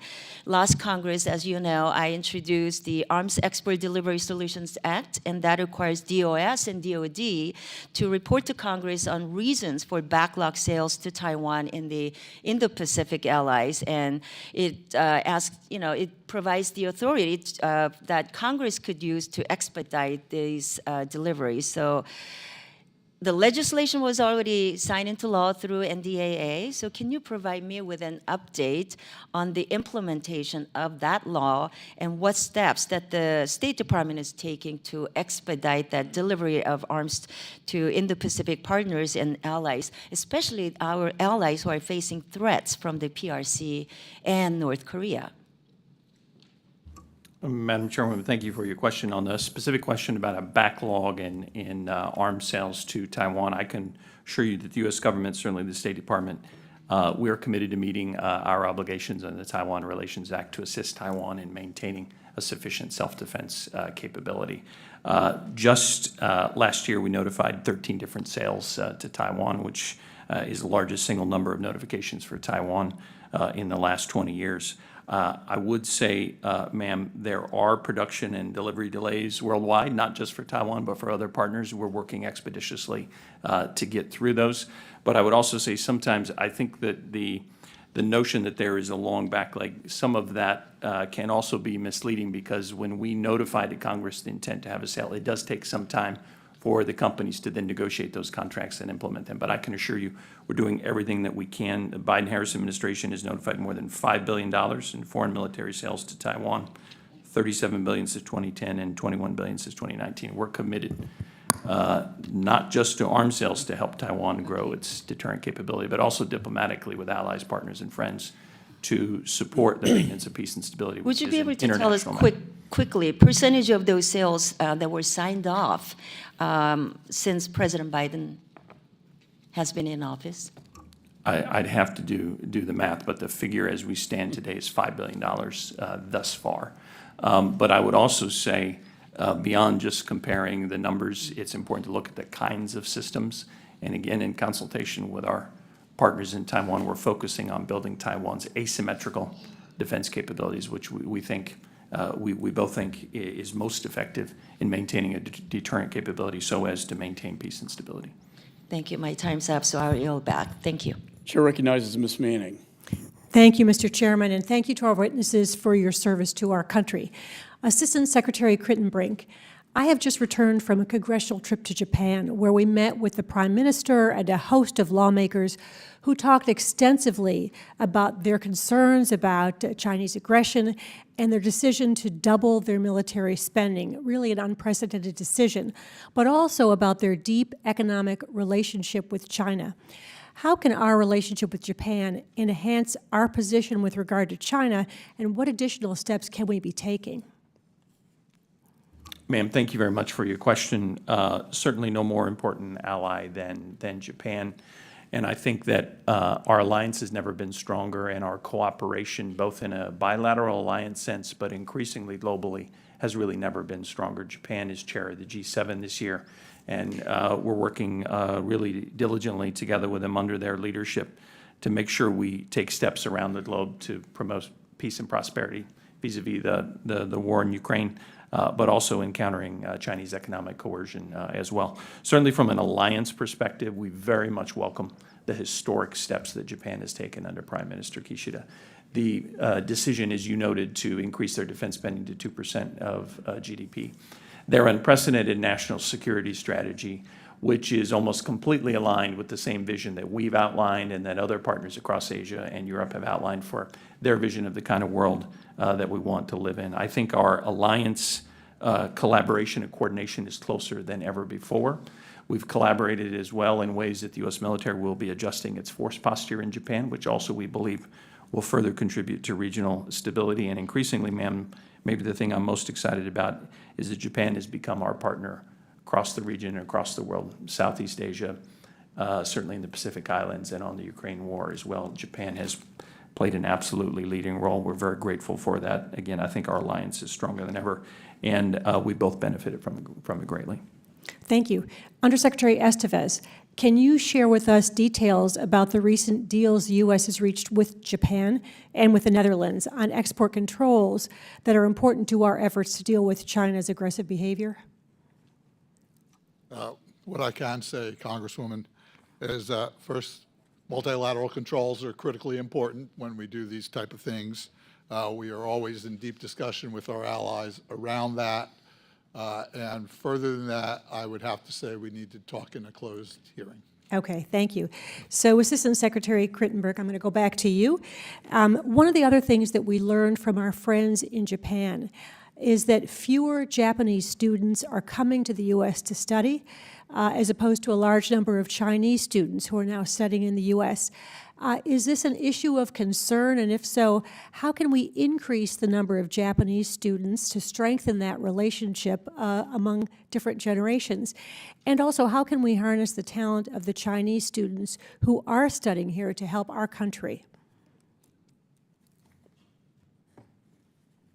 Yes, Congressman, thank you. Vitally important questions. I continue to believe that people-to-people ties are an absolute essential element of many of our partnerships around the world. Certainly that's the case with Japan, and I can speak from personal experience, having been an exchange student as an undergrad in Japan for a year, which was a really wonderful and life-altering experience. We have been concerned to see the decrease in the number of Japanese students studying in the United States, and my team, together with colleagues across the State Department, across the interagency, and our fantastic embassy in Tokyo, are taking steps to further highlight the benefits of studying in the United States and the benefits of growing those people-to-people ties, which remain obviously very deep between the United States and Japan. But, ma'am, I would say as well, you could say the same for the importance, continued importance of people-to-people ties between the United States and China. There are some 290,000 Chinese students in the United States right now. I think, as one of the members of Congress made clear earlier, we should always distinguish between the Chinese Communist Party and the Chinese people.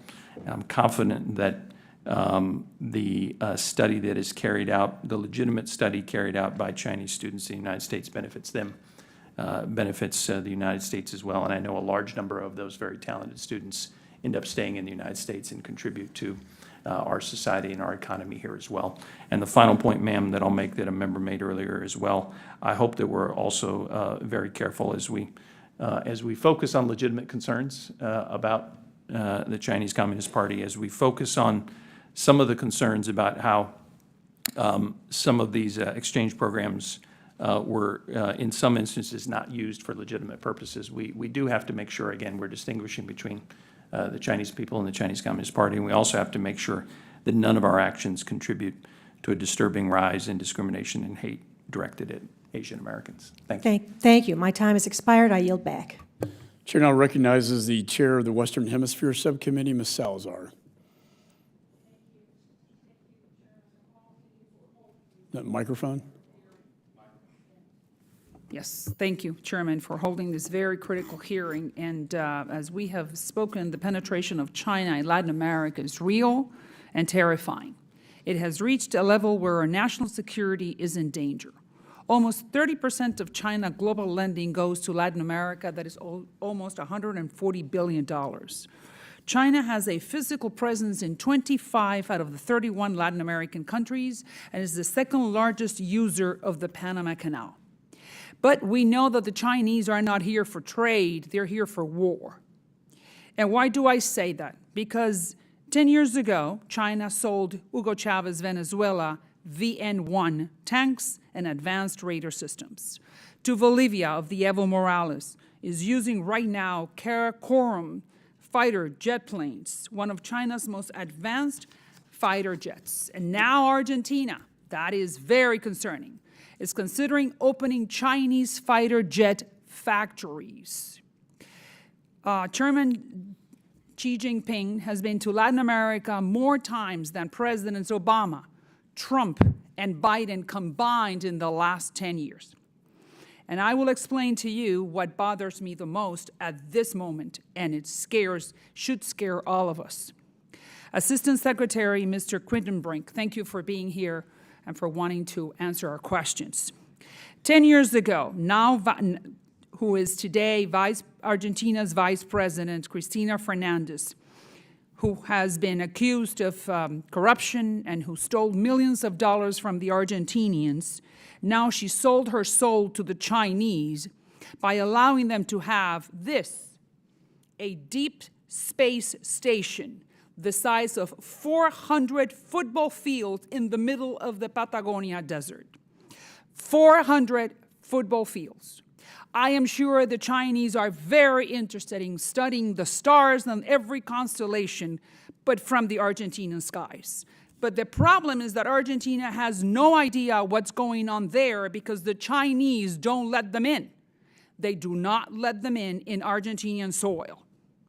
So my question to you is, how dangerous is this station for our national security, sir? I'm asking you, Assistant Secretary. How are you as concerned as we are? Yes or no? I will say two things, ma'am. One, we are concerned with China's efforts around the world to increase its military presence, number one. And But I'm talking about this number two, space station in particular. I would have to consult with my colleagues across the interagency and get back to you, and perhaps it would be You more don't know anything appropriate- about this? Perhaps it would be more appropriate in a But classified I'm asking session. you, do you know about this deep space station in the Patagonia? I am not an expert You are on this not. So situation. you didn't know this happened. I am not an expert on the issue 400 that you football raised. fields in the middle of Patagonia. I mean, isn't that concerning? Does this have anything to do with the Chinese balloon that was flying over our territory? Again, I'll say, ma'am, that we are aware of a number of steps that China's taken around the world to I'm increase its talking about military Latin America, presence. and I'm talking about this. Understood. You don't. You don't know about this. Interesting. Okay, so who does? Ma'am, as I said, I'd be delighted to consult with my colleagues in the interagency and get back to you, and perhaps it would be most appropriate to do so in a classified session, but I'd be happy to do that. Okay, so interesting. Right, so now let me ask you something else. Do you also know that Cristina Fernandez, the actual vice president, wants to buy 18 Chinese JF-17 fighter jets? They want to buy them from the Chinese. Are you aware of that? And then not only that, to build a fighter jet factory in Buenos Aires and sell those fighter jets to other neighbors, meaning Paraguay, Uruguay, Chile, Bolivia. Are you aware of that? Ma'am, again, I'm not an expert on either of those questions, and I'd be happy to take that back and come back to you. Okay. So we certainly hope that either you or one of your colleagues can come back to this forum and explain to us. Look forward to that. I Thank would you. imagine that it's pretty concerning. So since we cannot get any answers from you, then I was going to use this forum to send a message to the Argentinians, specifically to the vice president, and I'm going to do it in Spanish, because maybe they are not hearing from you, but maybe they'll hear it from me, and I'm going to warn them that if they decide to build a fighter jet factory of Chinese fighter jets, it's a very bad idea for them. And moving forward, and everything that has to do with the relationship with the United States. So that's why I'm going to say it in Spanish, and I beg your pardon if you do not understand. Lo voy a decir en español para que quede muy bien claro a mis amigos argentinos. Su presidenta y su presidente está haciendo un pacto con el diablo, que puede tener consecuencias de proporciones bíblicas.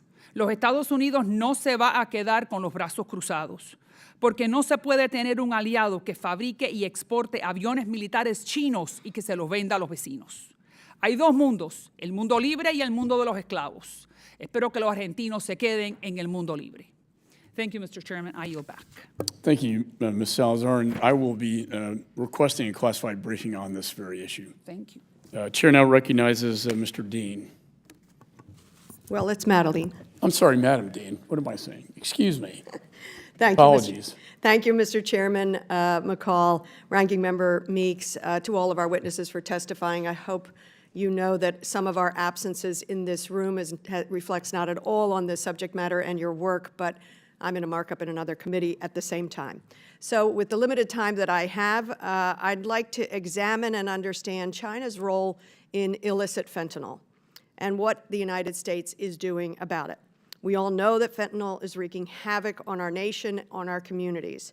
In the year ending September of 22, CDC estimates that synthetic opioids, mainly fentanyl, were responsible for about 73,000 overdose deaths, 70% of all drug overdose deaths, which topped 108,000 in a single year. Those numbers are staggering. That's 300 people a day dying of overdose. Some of you may know this is an issue personal for me. I have a son in recovery, long-term recovery from opioid addiction, now for over a decade. By the grace of God, he's in that space. But we know too many of our children and adults are not, and we are losing them. China was the primary source of illegal fentanyl entering the United States until the PRC imposed controls in 2019. Today, Mexican drug cartels rely on PRC-sourced precursor chemicals to produce fentanyl. While cooperation between the United States and PRC has yielded some success in curbing illegal fentanyl, recent tensions have hindered that progress. Undersecretary Estevez, Assistant Secretary Crittenbrink, how is the Biden administration working to pressure the PRC to impose further controls on fentanyl precursors? And what is the administration doing? What progress is being made to pressure the PRC to combat financial flows from illicit fentanyl? Mr. Estevez, either one, yes. Ma'am, thank you very much for your question. And certainly we recognize the tragedy and the travesty caused by these opioids, synthetic opioids, and certainly fentanyl. I think you've described it very well, ma'am. China did take steps in 2019 to control fentanyl, which brought direct shipments of fentanyl down to almost zero. Now the problem, ma'am, has transformed into precursor chemicals that are coming out of China are being diverted elsewhere and then manufactured into fentanyl and synthetic opiates and brought into the United States. I would say we've done two things. One, in our engagement, direct engagement with the PRC, we have made cracking down on this precursor fentanyl problem one of our absolute highest priorities. We've told the Chinese they need to take a number of steps to make sure that they and their entities know to whom they are selling these precursors to try to prevent their diversion, to make sure that they're properly labeled and the like. And I will say, candidly speaking, ma'am, our conversations have not been very satisfactory on that for a variety of issues, partly related to the broader bilateral relationship, partly related to some of the concerns that the Chinese have, which we think are unfounded. But I can assure you this is an absolute top priority in our engagement with China. The second major thing that we're trying to do is work with other countries in the world to together put pressure on China to take the right steps. We're not the only country that suffers from this scourge. Certainly in North America, others do, but this has increasingly been becoming a global problem. Thank you. And if I could. Yes, please. Unfortunately, there's no exports going to the fentanyl or precursor manufacturer in China. However, we're working with DEA right now to assess whether we can put restrictions on machinery or lab equipment that they use for that. So we're doing that kind of assessment, working both on my enforcement and my export administration side to see what we can do to crack down on that. And if I could follow up, Mr. Crittenbrink, you said the direct engagement is not going very well. So what do we do in the face of that? I'd say two things. One, we haven't given up in our direct engagement with the Chinese and using all tools and all leverage at our disposal to try to make progress directly with the Chinese. But I think, as I hope I've made clear here today, I think equally as important in our diplomacy writ large with China and on the fentanyl issue as well is to work together with our partners and friends who are also suffering from the diversion of these precursor chemicals, and together to engage the Chinese and put pressure on the Chinese to do the right thing, to control these chemicals in a way that prevents their diversion and illegal manufacture into fentanyl. Well, I hope you'll call upon me and call upon all of us to be partners with you in making sure that we do everything possible, and we have to think outside the box, everything possible to reduce the trafficking of the manufacture of fentanyl, the trafficking of fentanyl. We now know that it is being laced into almost anything, and you don't have to be an addict to die of this. We heard testimony from a father whose 15-year-old son, Noah, recently died of fentanyl poisoning, thought he had purchased a Percocet pill. So you don't have to be an addict. It's not one thing or another. This is extraordinarily deadly in our communities. So anything we can do to partner with you, Congress can partner with you. Please call upon us. Yes, ma'am. Thank you for your leadership on this issue. Thank you. And thank you, Ms. Dean. And I look forward to working with you and the ranking member on this very important issue. This is obviously a very bipartisan issue, and we'd like to get something done. And it touches thousands of lives. And I think 100,000 young people have died just this last year. So thank you for bringing that up. Chair now recognizes Ms. Radewagen. Talofa, good morning. Thank you, Chairman McCall, Ranking Member Meeks, and thank you all for testifying today. Secretary Estevez, my questions are for you. Why is it appropriate for BIS to let U.S. technologies be exported to SMIC to advance the CCP's military modernization efforts? Thank you for that question. SMIC is on the entity list. It's on the entity list with not a complete stop. We prevent the most advanced capabilities for making semiconductors from going to SMIC.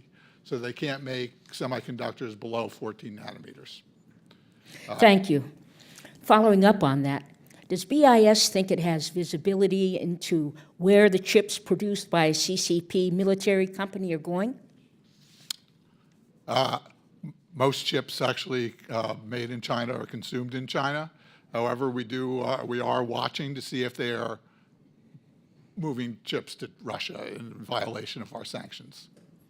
Is increased dependency on the PRC for these types of chips a national security issue? And how many PRC chips are you comfortable in having in DoD systems and U.S. critical infrastructure? My export controls do part of the job here. The other part of the job is what we call in commerce, on play defense. The other part plays offense. I want to thank Congressman McCall for his support of the CHIPS Act being rolled out as we speak. Developing capability in the United States for the most advanced chips is critical. And for me personally, no chip in a DoD system should come from anywhere else but the United States. If these are risks, why is BIS failing to act and mitigate this threat when it can easily use existing authorities? I'm sorry, ma'am. I believe that we are stopping the most advanced chips from being made in China. Chips are a ubiquitous commodity at the legacy level. Thank you, Mr. Chairman. I yield back. Chair now recognizes Mr. Crow. Thank you, Mr. Chairman, and thank you, all of you, for your testimony today. My first question is about Afghanistan and China's efforts to capitalize on some of the mining opportunities there. In 2008, under the Karzai administration, the Afghans signed a 30-year contract with a Chinese joint venture company to extract high-grade copper from Mes Aynak. Can one of you give me an update on Chinese involvement with regard to that contract and their operations to try to get copper out of Afghanistan? Representative Crow, thank you for your question. I would have to take that back and get back to you. I'm not familiar with the details of that deal. I know of it in general terms, but not in any detailed way. But I'd be happy to bring that back. Yeah, that'd be great for the record. Thank you. Then the second is a broader question about Chinese infrastructure generally. I mean, we I think sometimes view the Chinese as 10 feet tall, but they obviously have problems upon problems of their own. One of which is a pretty substantial blowback in certain areas on One Belt, One Road initiative efforts. I've spoken with a number of ambassadors and heads of state in Africa, and they have relayed to me that not only the predatory economics and high debt financing terms of a lot of these investments, but the infrastructure itself is not great and it is failing. Plus, a lot of it's built with Chinese labor, which is causing domestic turmoil within a lot of African countries as they see Chinese workers come in to build projects while their unemployment rate remains very, very high. Can you talk to me about some of the blowback that you're seeing with regard to their practices, particularly in Africa? That first, why don't I take an initial stab, Congressman? I think you've outlined the problem well. We hear the same complaints from partners around the world.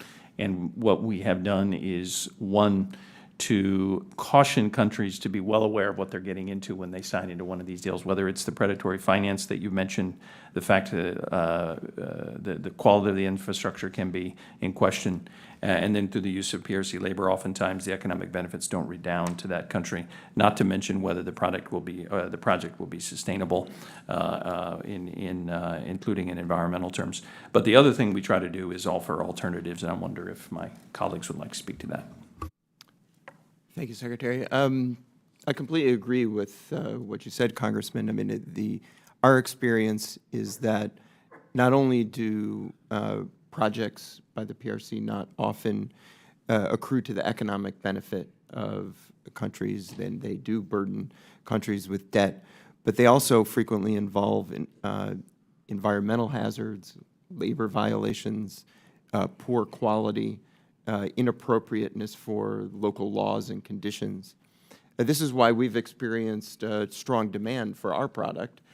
Countries are looking for choice, and particularly the choice that we and our allies offer, which is high standard, which respects local laws and conditions, which is transparent, which is funding at the private level. This is the value proposition that the Development Finance Corporation is presenting around the world. And with regard to the Development Finance Corporation, which I think is a phenomenal program, what barriers are you seeing in really scaling that and expediting it? And what would you need from Congress to, frankly, double down on that effort? Thanks for that question. You know, the DFC is just over 3 years old, and I think we've made extraordinary progress in that time. But the BUILD Act contemplated a new tool set for DFC, importantly one that includes the ability to make equity investments. Equity investments would allow us to take more risk, to be forward-leaning on the type of opportunities that we pursue in infrastructure and other companies around the world.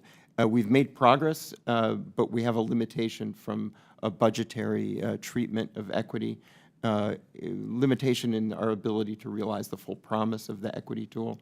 We look forward to working with this committee and others to remove those barriers and realize the full potential that the BUILD Act contemplated for DFC.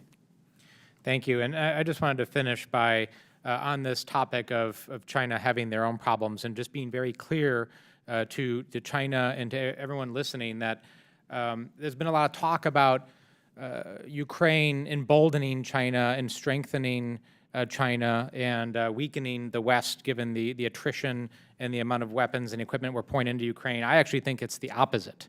I think United States, NATO, and the West are greatly formalizing and increasing the intelligence sharing and our analysis. We're strengthening our defense industrial base by essentially doing a real-time audit of some of our weaknesses and shortfalls, but we're fixing it and moving fast to fix it. We are increasing our partner training. We're learning about weapon systems and how ours perform vis-a-vis old Soviet systems. We're strengthening NATO and increasing investments and modernizing the NATO alliance. So this is, I think, an opportunity for us to show the strength of the West and how China is on the wrong side of history. Thank you. I yield back, Chairman. Thank you, Chair. Now recognizes Mr. Huizenga. Thank you, Mr. Chairman, and I appreciate the opportunity to be here. This is for those of you that were questioning today. This is my first term and first time being here at the Foreign Affairs Committee. I sit on the Financial Services Committee, and the reason why I mention that is because in my one of my past jobs was chairing what at the time was called the Monetary Policy and Trade Subcommittee, where I had the opportunity to look at our review process here in the United States when it came to sensitive technology. And I'm going to briefly touch on something here regarding a battery company, A123, that we reviewed at the time. But, you know, obviously COVID exposed a real issue with our supply chains and our dependence, whether it's chips, but certainly batteries, and coming from Michigan. I don't have any of the direct manufacturers, but I have all the suppliers, all the Tier 1, Tier 2, Tier 3 automotive suppliers that are in my district, both past district and current district, including battery companies. But the A123 battery deal at the time was somewhat controversial. And I know I was in on some classified briefings on that, and yet that was seemingly went through the process pretty quickly, and I felt like I was arguing against our own government, frankly, at times about why this would be could be problematic. And I'm curious, Undersecretary Estevez, do you mind just very quickly, is dependence on China for batteries a national security issue? First of all, I want to note that the 123 deal went through CFIUS. Yes, back in yep, the day. I'm aware, I am aware. Probably not the best decision that CFIUS made, but that's hindsight. Well, we're finding consensus there then.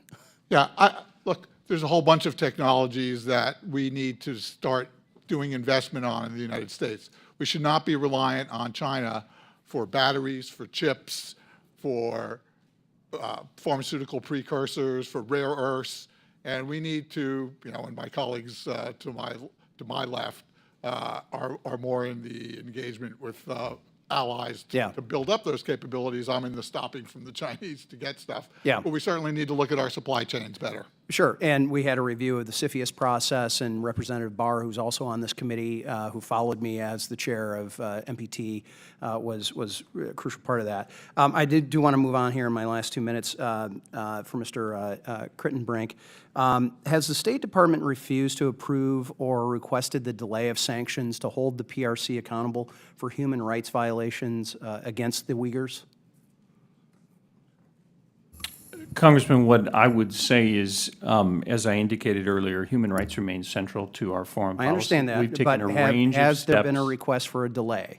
We've taken a range of steps to impose costs on those who are carrying out genocide in Xinjiang, including sanctioning under Global Magnitsky 12 officials and another 7 who have been placed under visa restrictions. I've got a minute and a half here. Let's get very specific. Has Deputy Secretary Sherman refused to approve or requested any delay in implementation of congressionally mandated the Uyghur Human Rights Policy or IRPA sanctions? What I would say, sir, is we continue to take a number of steps, and we will take a number of steps to hold accountable those in China. That's who a are- yes or no kind of question, though. Congressman, I will just reiterate what I've said. We are committed to. Well, either you know or you don't know. Congressman, we're committed to taking steps. I'm happy to take that back and come back to you. Please do. Yeah, that is the purpose of this. And have you personally supported any delay in IRPA? I support making sure that we take steps to ensure that we hold to account those in China who are carrying out. I understand that, but respectfully, that's not my question, both for Mr. Sherman or for yourself. Have you felt it was in the best interest for a delay? I think it's in America's national interest to continue to carry out our steps to hold account those people. And who are you doing carrying out- everything that you can do to push forward on those steps and implementing those steps as been congressionally mandated? In a bipartisan banner, I might add. Yes, sir. I'm confident that all of my colleagues and all of my leadership are committed to making sure that we hold to account those in China. And who moving continue ahead in to a carry- timely fashion. Yes, sir. Okay, we're going to hold you to that. We are committed, again, to holding to account those who are carrying out genocide in Xinjiang, in China. Okay, we expect that action to continue. And with that, Mr. Chairman, my time has expired. I yield back. Thank you. Chair recognizes Mr. Stanton. Mr. Stanton is recognized. Thank you very much, Mr. Chairman, for holding this important hearing. This is my first hearing as a member of this committee, and I'm honored to be here. Last year, Republicans and Democrats came together to pass the CHIPS and Science Act, a historic investment in American ingenuity and advanced technology.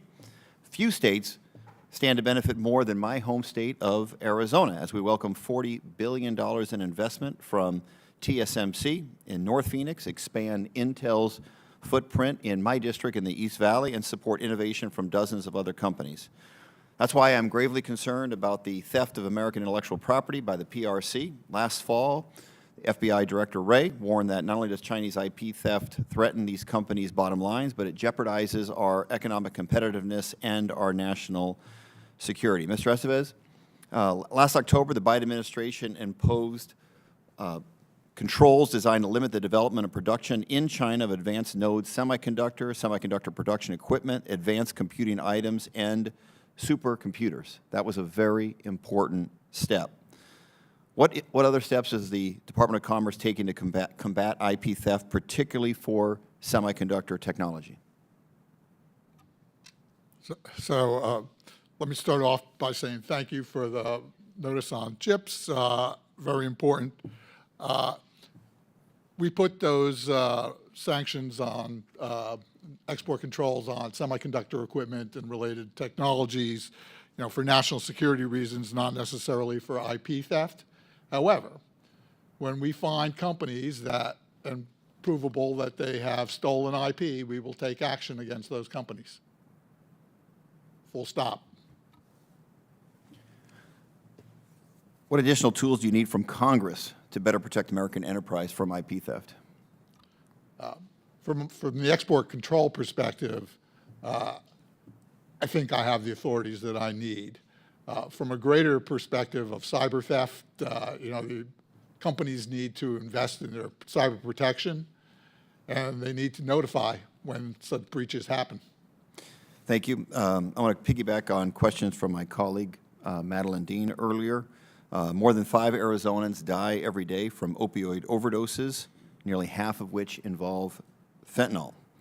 Unfortunately, the PRC continues to play a deadly role by allowing export of precursor chemicals, the core ingredients that some bad actors, like the Mexican drug cartels, can use to make fentanyl. PRC seems to have backed off cooperating with the United States on stopping the flow of fentanyl substances. They attribute that to U.S. entity listings and export controls, including on institutions implicated in human rights violations. Mr. Estevez, question for you as well. What's your analysis? What's really going on here? Has the PRC stopped cooperating out of retaliation, or have some of our controls truly complicated their ability to cooperate? That's really a better question for my state colleague, but we can't. From a national security perspective, it's important that we exercise our authorities with export controls. Mr. Crittbrink, please. Congressman, thank you very much for your question again. This is a vital national security issue, important to the lives and the health and safety of American citizens. We've made it one of our absolute top priorities in engaging with the Chinese. Unfortunately,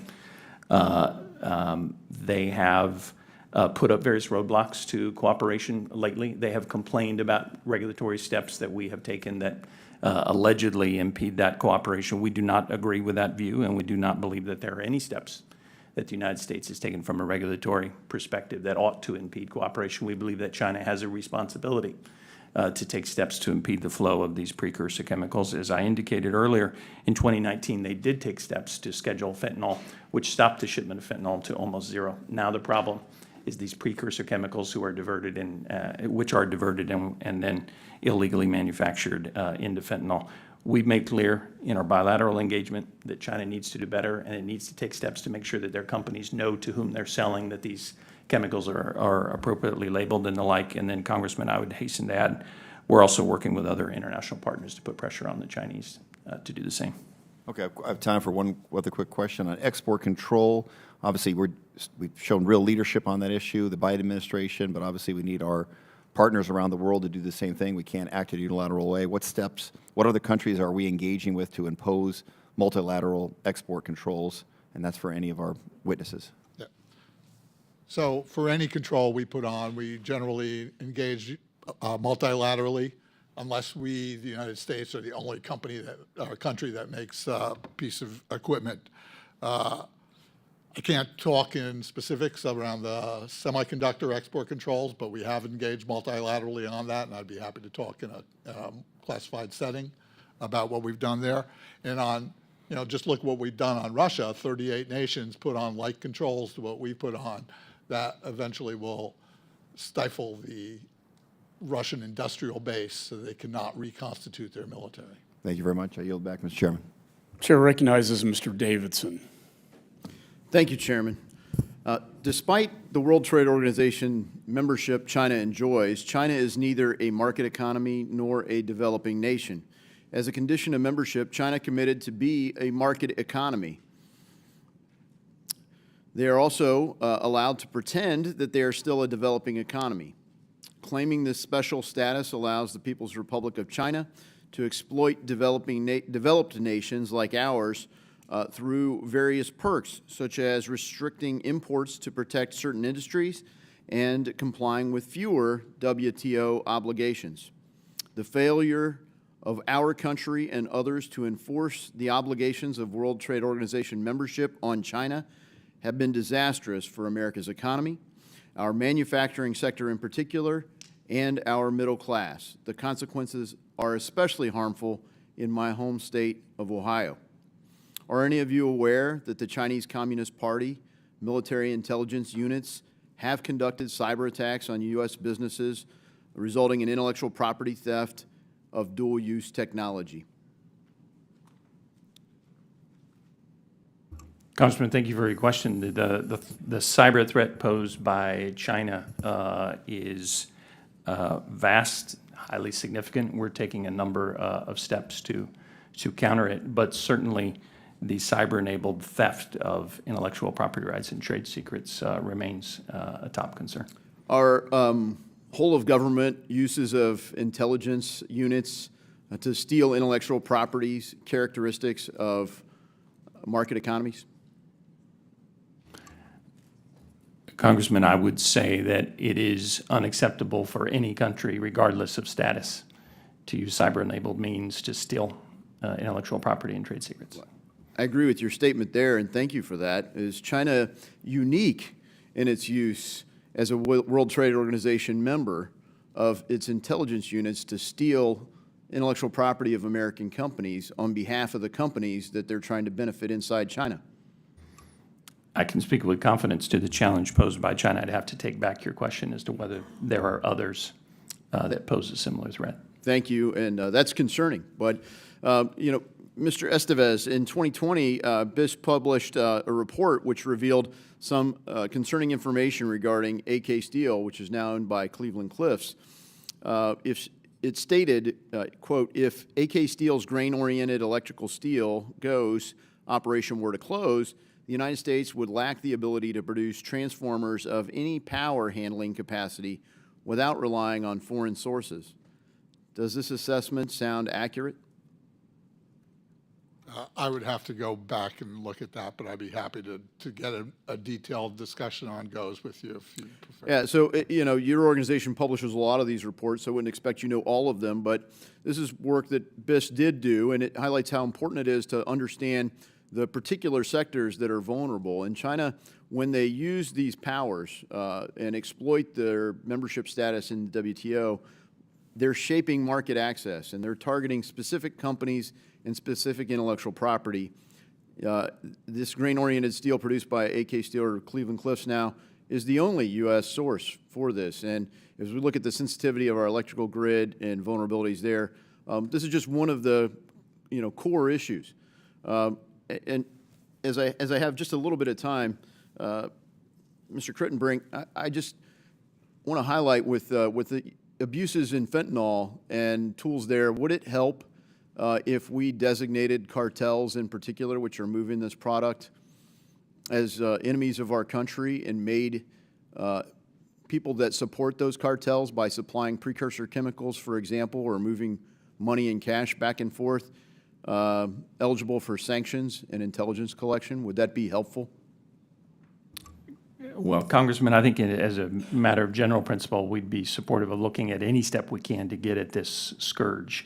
But I would need to take your question back to the experts, both in our department across the interagency, and come back to you with a more formal answer. Thank you. I hope to do just that because it highlights the important relationship between the Financial Services Committee, which I also serve on, and this committee, because when we look at the sanctions regime and OFAC, it's an important tool, the financial intelligence that we look at. The cartels are in this business for money, and I think we have to get at all of the corrupt influence the People's Republic of China is doing, and the Chinese Communist Party doesn't allow these things to go on unchecked.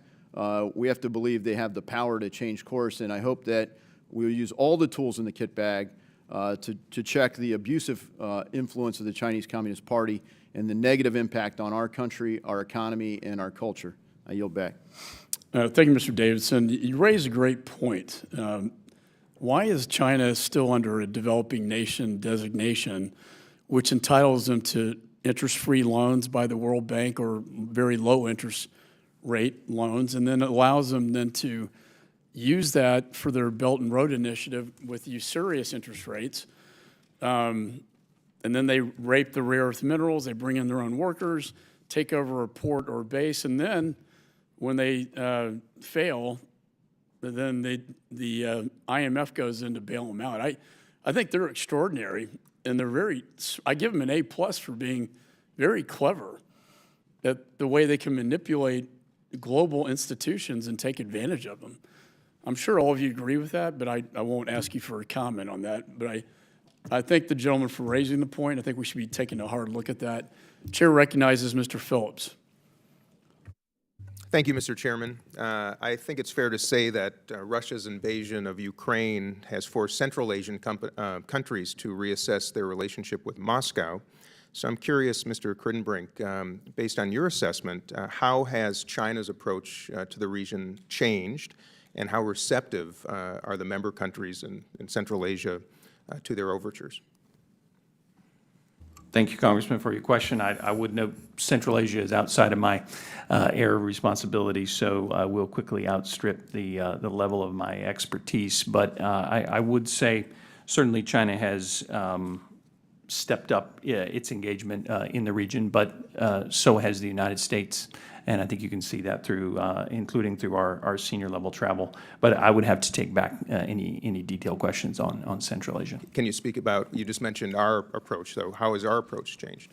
I think it would be safer if I take that back to my Assistant Secretary colleague to answer in an expert way. Let me ask also about Iran. I know President Raisi visited President Xi in China recently. Your assessment of that visit? Well, I can again speak in general terms, and beyond that, I'd have to take your question back. We are concerned about the deepening ties between Iran and the PRC, make no mistake about it. And it concerns us in a number of ways, both the oil purchases for sure, but also other concerning areas of cooperation that I think pose a national security threat to the United States and the international community. Okay. Let me turn to Mr. Schiffer and Mr. Nathan, if I might. How successful has China been in the Middle East and Central Asia with their Belt and Road Initiative? If you can speak to either, starting with you, Mr. Nathan. It's hard for me to say how successful it is. They've definitely spent a lot of money. I think that that's the overall issue with the Belt and Road Initiative, is that they've exerted influence, spent money, burdened countries with debt, left projects behind that are poor quality, often inappropriate, and then use that as a way to extract other concessions. When we make investments, it's based on our values, our standards, private sector, and we're not attaching strings to them in the same way. So let me ask, I'm glad you mentioned that, Mr. Nathan, because we quantify their influence by dollar amounts. Right. Is it fair to say in some cases it actually might be backfiring as they layer on burdens, responsibilities, commitments that can't be fulfilled on countries that have been beneficiaries? Are there any examples of that you might share? Well, I don't have at my fingertips any examples, but I think it's absolutely the case that it backfires. When I travel and talk to leaders, they're very interested in our projects, in our funding, that comes with high standards. It's free from the kind of integrity and corruption problems, environmental labor standards that BRI projects often entail. And Mr. Schiffer? Yeah, I mean, it's a very, very important set of questions that you're asking. And I can certainly offer one example in our wheelhouse. We've had the opportunity to engage with the Kyrgyz Republic over the past year because they have become increasingly concerned about the amount of debt that they owe to China's Exim Bank. And so they have worked with us to support efforts to provide better analysis of their debt burden and to build better capital controls into their system to manage that debt relationship with the PRC going forward. So we do see opportunities like that Okay. in Central Asia, where we are looking to find opportunities for AID, our colleagues at DFC, and across the interagency to be able to play smarter and better in that region. So on that subject, Mr. Schiffer, I'm getting personally a little bit tired and concerned of us completely spending most of our time pointing out how we are failing in our competition with China. How can we do better vis-a-vis your perspectives, especially you, Mr. Nathan, and Mr. Schiffer, in competing with them? What can our Congress do to support your efforts? Well, look, we certainly welcome any opportunity to work with Congress to be able to shine more of a light on the efforts that we're undertaking, whether it's in Central Asia, across the Indo-Pacific, or around the world, that demonstrates the value proposition that we bring to the game and the importance of American leadership. We just have a few seconds left, but Mr. Nathan. Yeah, and I say one of the missions that we were given by the Build Act explicitly was to offer an alternative to authoritarian government, state-controlled investments in the developing world. Part of the commitment of the Build Act to give us that tool was the Equity Investment Authority that we were given, and finding a budgetary treatment that allows that tool to fully realize its potential, I think, would be critical. Indeed. Thank you. Thank you all for your time today. I yield back. Thank you, Mr. Phillips. Mr. Nathan, I understand that you have a hard stop at 12:50, and clearly we are now exceeding that. So I'd request that if members have questions for you, that you would be able to respond in writing, if that's okay. That's absolutely okay. I really appreciate it. Thank you very much. Thank you. With that, I will recognize Mr. Kane. Thank you, Mr. Chairman. Thank you for your testimony here today. And Mr. Nathan, you can leave while I speak. You don't worry about that. I'll be directing some of my conversations to your right. Thank you. Assistant Secretary Quentin Brink, my district in New Jersey, 7th Congressional District, just like many districts around the country, has been impacted by fentanyl. We see time and time again intercepts in and that's impacting all Americans. In a January 30th, 2023 State Department press release announcing sanctions against U.S. Fentanyl traffickers, the department omitted any mention of fentanyl to China, or that the designee's relationship to OFAC, designate Chinese chemical transportation company, Shanghai Fast Fine Chemicals, stark contrast from Treasury's press release. Why is that? I'm sorry, Congressman, I do want to make sure I understand your question, that there was a sanctions announcement on January 30 that did not include Chinese entities. Is that right, sir? Yes, whereas Treasury's press release did, and the department and your State Department did not. Why is that? Congressman, I'll have to take that back. I'm not sure what the precise answer to that question is, but I'm happy to take that back and come back to you. And I will, as I mentioned earlier, certainly stopping the flow of fentanyl precursors from China is an absolute top priority, and happy to talk about what we're doing on that. But I'll have to take your specific question back, sir. Thank you. Also to you, can you talk, I know Chairman McCall obviously mentioned the impact on in Ukraine and China and in the Russia partnership therein. Can you speak to how China is helping Russia evade sanctions that have been put in place due to Putin's invasion of Ukraine?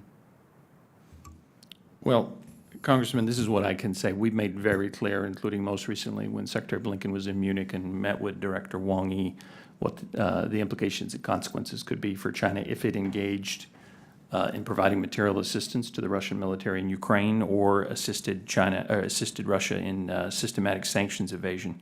I think what I could say, sir, is we do have a concern for some of the steps that China has taken to support Russia's war in Ukraine. It's spreading of disinformation about the cause of the war and about Russian activities there. It's shielding of Russia in the UN and other areas. Some of its economic activities We have sanctioned certain Chinese entities who have provided assistance to Russia. Perhaps my colleague would want to respond to that in more detail. That's correct, Congressman. First of all, I want to recognize that my sister lives in your district. Okay. In Bendham. We have put 12. Great community. Yes, it is. We've put 12 Chinese entities on the entity list, meaning they can't get exports from the United States on their licensing regime that we put on because they were backfilling Russia, providing dual-use technology to Russia. We also put one Chinese entity on the entity list for providing parts that go into Iranian drones. So we constantly work this with our colleagues at State Defense and Energy and with the intelligence community to assess trade flows and identify companies that may be violating our sanctions, and if they are, we'll take care of them. And sanctions are obviously part of these conversations. Why have they potentially not been enacted sooner? For an entity listing, we need specific data about a specific entity, so specific and articulable facts that when we see something going on, that we can legally put them on the list. Thank you. Yield back my time. Thank you. Thank you. With that, I'll go ahead and recognize Mr. Allred. Well, thank you, Mr. Chairman, and thank you all for being here. I know it's probably been a long day. I hope we can have a bipartisan response to our concern with Beijing's actions. But I want to be clear. We have so many strengths that the CCP could only dream of bringing to the table. And as I've had a chance to see firsthand on my travels as a member of this committee around the world, from Africa to the Indo-Pacific with our allies there, to even former Soviet states in Central Asia, everyone would prefer to trade with us, to attract our investment, and even to have us as their preferred security partner. And we need to keep in mind that as this president has made a central focus of his foreign policy, that we're in a global competition, but that we should be confident in our abilities. And I sometimes worry that some of these discussions here make us sound like we're afraid, and I think we have nothing to be afraid of. We, in fact, as I said, I think we have real strengths. But I am concerned in particular with the Chinese expansion of their influences in the global south, and wanted to, if I can find the question, ask about our USAID process and timelines. Just give me one sec. This is the problem when you have too many questions and you go at this stage of the hearing. So how do our USAID project timelines, so 5-year projects, 1-year budget planning, compare to the types of investments and projects that are funded by the PRC? And how do those timelines, if they do or at all, inhibit longer-term and consistent U.S. engagement in partnerships around the world, particularly in the global south?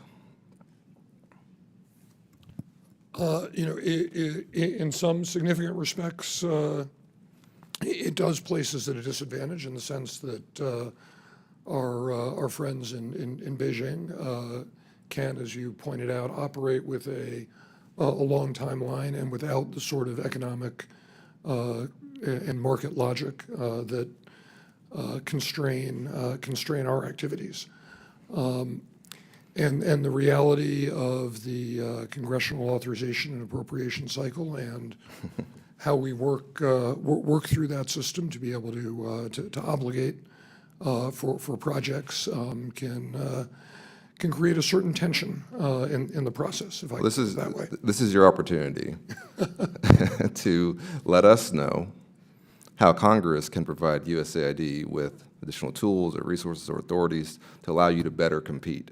Because I think it's an important component of our competition. We talk a lot about our defense deterrence. We're going to talk a lot about our controls. But this is one of our most important tools, and everywhere I go, especially in the global south, I hear that we're not doing enough.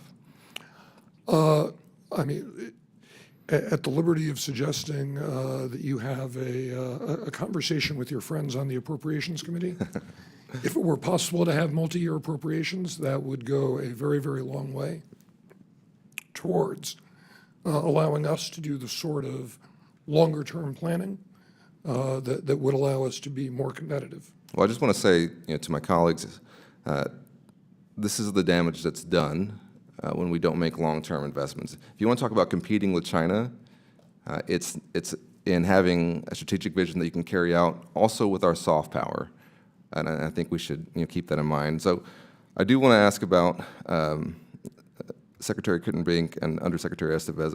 We're seeing further integration of China's civilian and military industries as their policy of civil-military fusion continues. And as more and more dual-use technologies come on the market, how do we effectively control exports of these products and technologies to China? Yeah, let me start off with that. Obviously, we look at this all the time.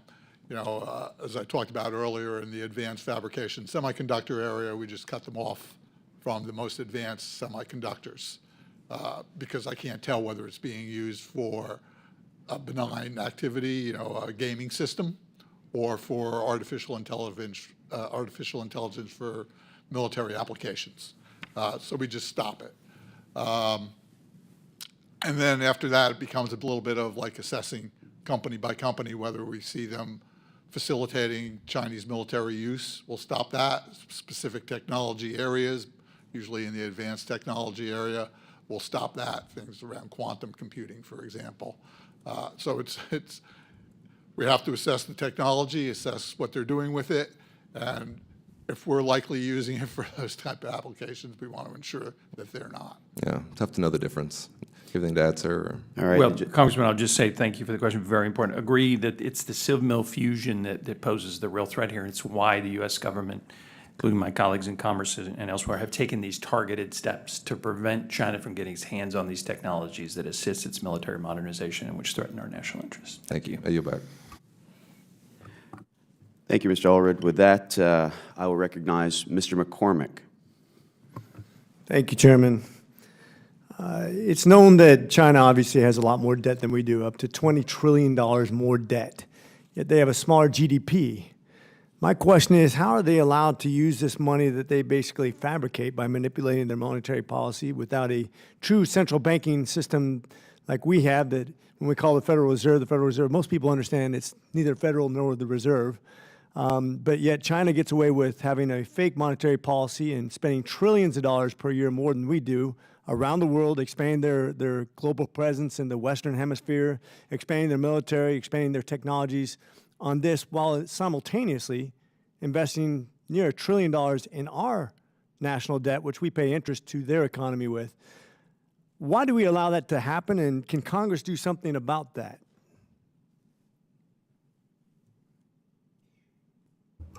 Congressman, thank you for your question. I'll have to take that back because matters of currency in the global economy, I think it would be best if I take that back to colleagues at the Treasury and elsewhere to come back to you. But apart from the monetary questions that you asked, obviously the whole focus of our conversation here today has been trying to counter the malign influence that we have seen posed by the PRC in a range of areas, and we've tried to address that. But I think it's safer, sir, that I take your monetary question and currency question back. Here's what's upsetting me, because I've been asking this for about 2 months to multiple government agencies, multiple congressmen, about something that's as central to the future of America and the global security as anything, which is money. Money is power. Money is what develops technologies. Money is what buys military power. Money is what buys strategic influence on foreign national governments. And they've literally been cheating for at least a decade, and they've run up $20 trillion more debt than us. I'm going to emphasize that, with a smaller GDP, and that the world doesn't see this as a house of cards that needs to crumble. They don't have the inflation that they should have with that. They don't have a normal monetary policy. And for a decade, nobody's asked that question. How do we not know the answer this far into it? $50 trillion into a question, we don't have an answer, and this is not a new question. I don't understand why we have to go back to staff to ask a question that's very fundamental to the existence of our influence strategically to the rest of the world versus a rising power that's cheating. I appreciate your question, Congressman, but I'm confident in my areas of expertise and areas that are outside of my area of expertise. I'm going to take that back. I commit to you. We will get you an answer. I get it. I'm just, it's frustrating because it seems like everybody asks has the same answer, and I'm not really sure who asks anymore. But with that, I'll yield since nobody has those answers. Understood, sir. Thank you, Mr. McCormick. With that, I'll recognize Mr. Moran. Thank you, Mr. Chairman. Secretary Crittenbrink, I want to start with you. I'm going to move down the line.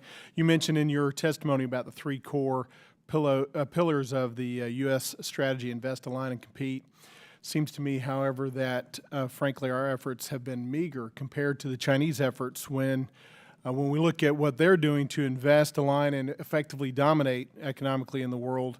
Mr. Nathan noted in his testimony some examples about U.S. investment globally, and he noted two specific examples: $150 million loan to Ecuador to expand and modernize a container port, $48.4 million to the country of Georgia to expand and modernize a port there.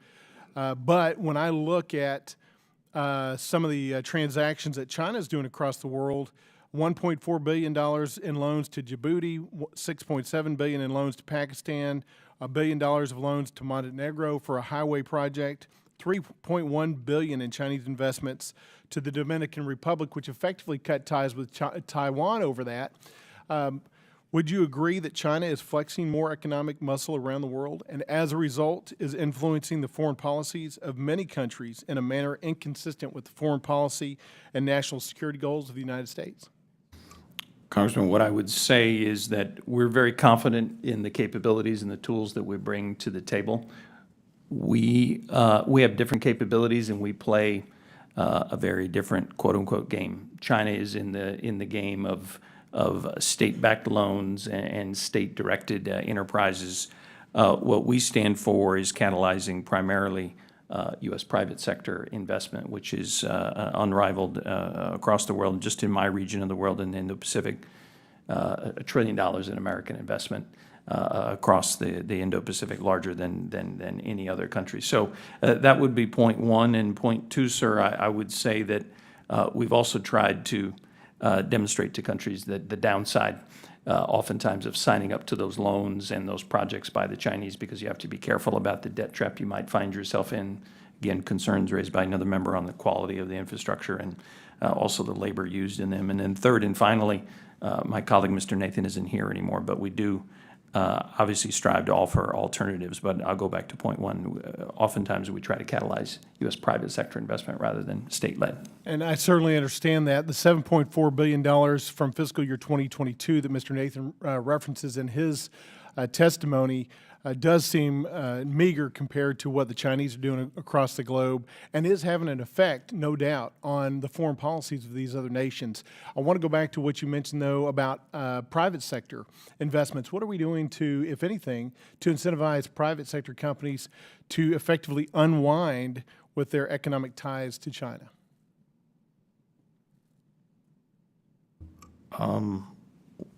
I would say what we're doing, sir, is we're taking a number of steps to try to make sure that through our economic engagement with China that our national security is not undermined.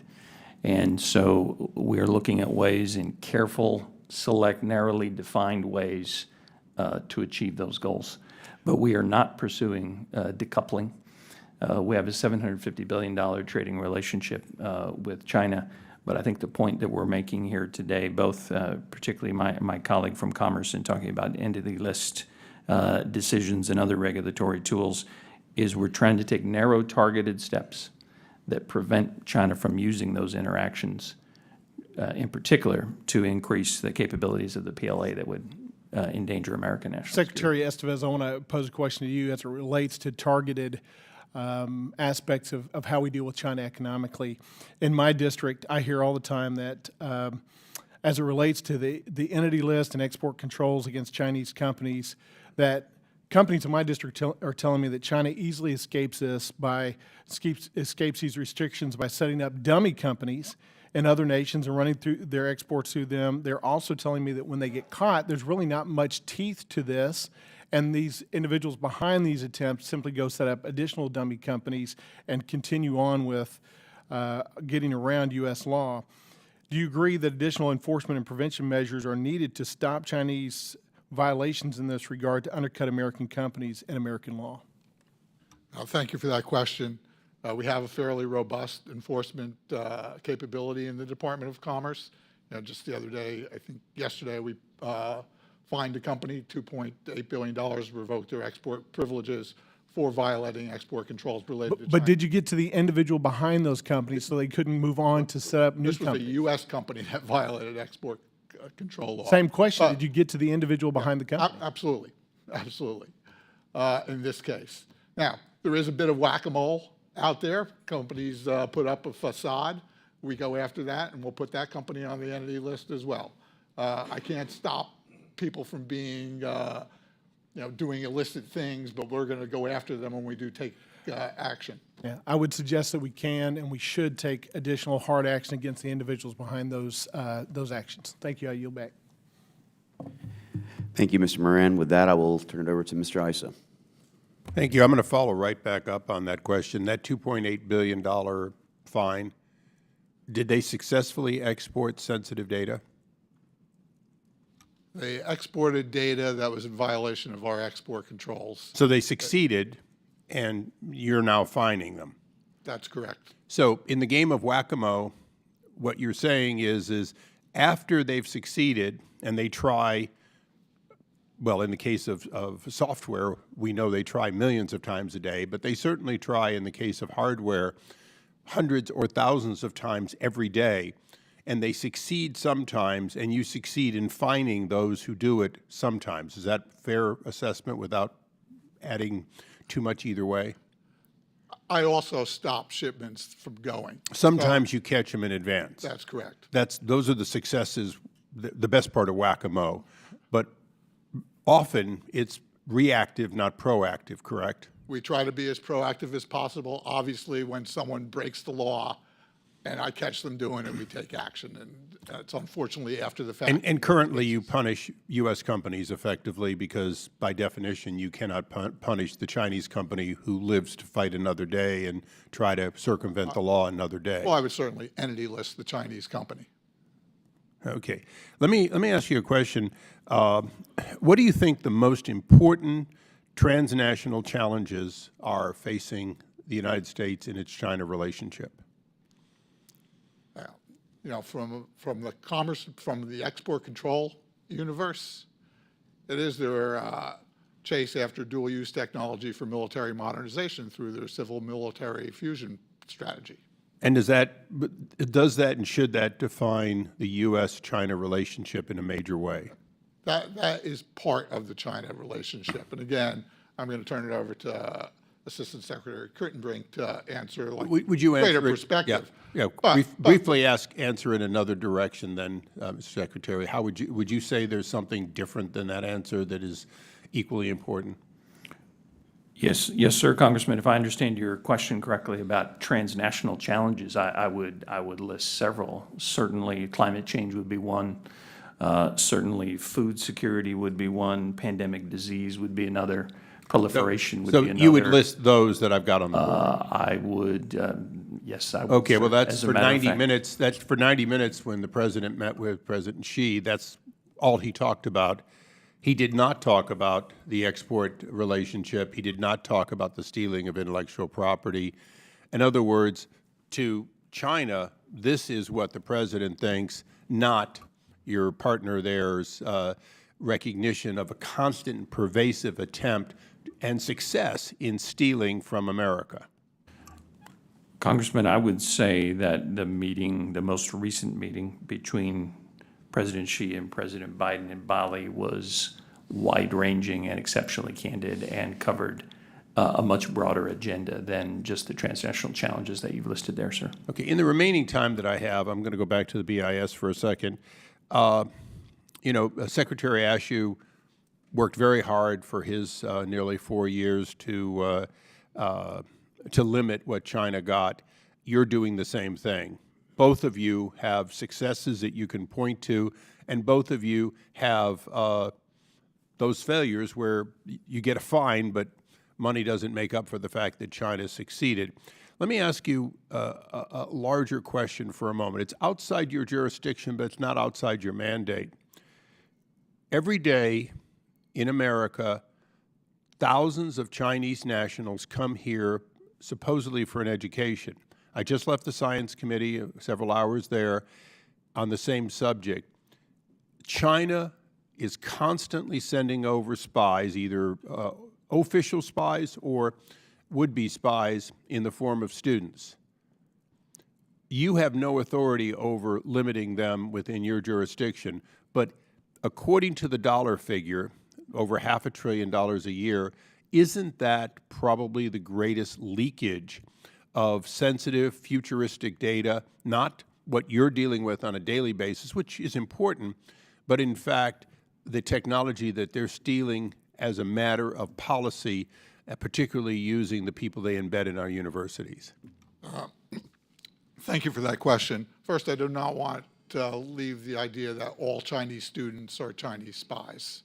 But all Chinese students have family back in China and potentially are raked for their knowledge in the future. That's well established. Basic research is not subject to our export controls. However, certain technical data is subject to our export controls. We have a university outreach program. I wrote letters to every university that does big research universities and offered expertise from our export control officers to come in and talk to them.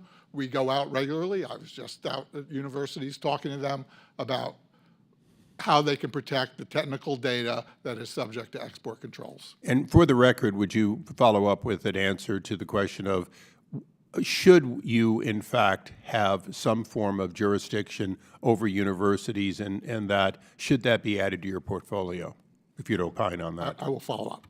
Thank you. Thank you, Mr. Chairman. Thank you, Mr. Issa. With that, I will recognize the gentleman from Texas, Mr. Self. Thank you, Mr. Chairman. I want to congratulate everyone that's still here. We'll call ourselves the survivors. We do have votes in just a few minutes, so I'll make this quick. I just returned with the chairman from Germany, Poland, and Ukraine. There's a lot of media attention on the funds that we are providing to Ukraine. Are they being properly, do we have proper oversight over them? And I think we ought to ask the same question to some of the funds that we've provided to the State Department here. You may have heard that the chairman indicated that part of the Countering Chinese Influence Fund was used to fund a bakery and other examples like that. We also have the CHIPS Act, where so we have committed to something like $1.5 billion over the next 5 years for the Countering Chinese Influence Fund, and we've also committed to $500 million, so that's well over $2 billion. My concern here is measurable, objective standards for the use of those funds. Now, I've heard a lot of I've heard the phrase "take steps" often in this hearing this morning, but I'm interested in the measurable, objective standards that you use, because obviously we have mounting debt and deficit in this Congress. It will be one of our primary objectives to get a handle on that. So can you share with us the measurable, objective standards that you use for the use of the U.S. taxpayer dollars? Congressman, thank you for your question. I first want to thank Congress for providing these funds. We think that Countering the PRC Influence Fund is a very powerful tool. It's something that is used to counter Chinese influence globally. There have been more than 100 projects approved over just the last 2 years. I'd have to come back to you, Congressman, if you're looking for more details and more instances of success. But I do know that through these programs, we've been able to influence countries to resist Chinese attempts to get them to sign on to their 5G, for example. It's also been used to make sure to highlight the issues involved in forced labor, products produced using forced labor coming out of Xinjiang. But I'd be happy to take that back, but we think it's a powerful tool. It's one that we take very seriously and that we use, we think, very judiciously and effectively. But I'd be happy to take your question back to come back in more detail, Congressman. Thank you. I'm not looking for success stories. I'm looking for the measurable, objective standards that you use as the guidelines, the guide rails for the use of these funds. And since I do have some time remaining, something that we've not addressed today that I'm very surprised has not been addressed is what are the diplomatic actions that you're taking against the Chinese basically annexing waters well beyond their international waters in the South China Sea? Because that is, in my mind, a dangerous precedent that we are allowing to happen. So what diplomatic actions are you taking against that? Thank you, Congressman. Another very important question. We are deeply concerned about Chinese activities in the South China Sea. Many of their activities and many of their positions have no basis in international law. I would say we're doing three primary things, both on the diplomatic and the military front. First, diplomatically, we're engaging with partners across the region to make sure that we all stand up for defending international law. We stand up for freedom of navigation, freedom of overflight.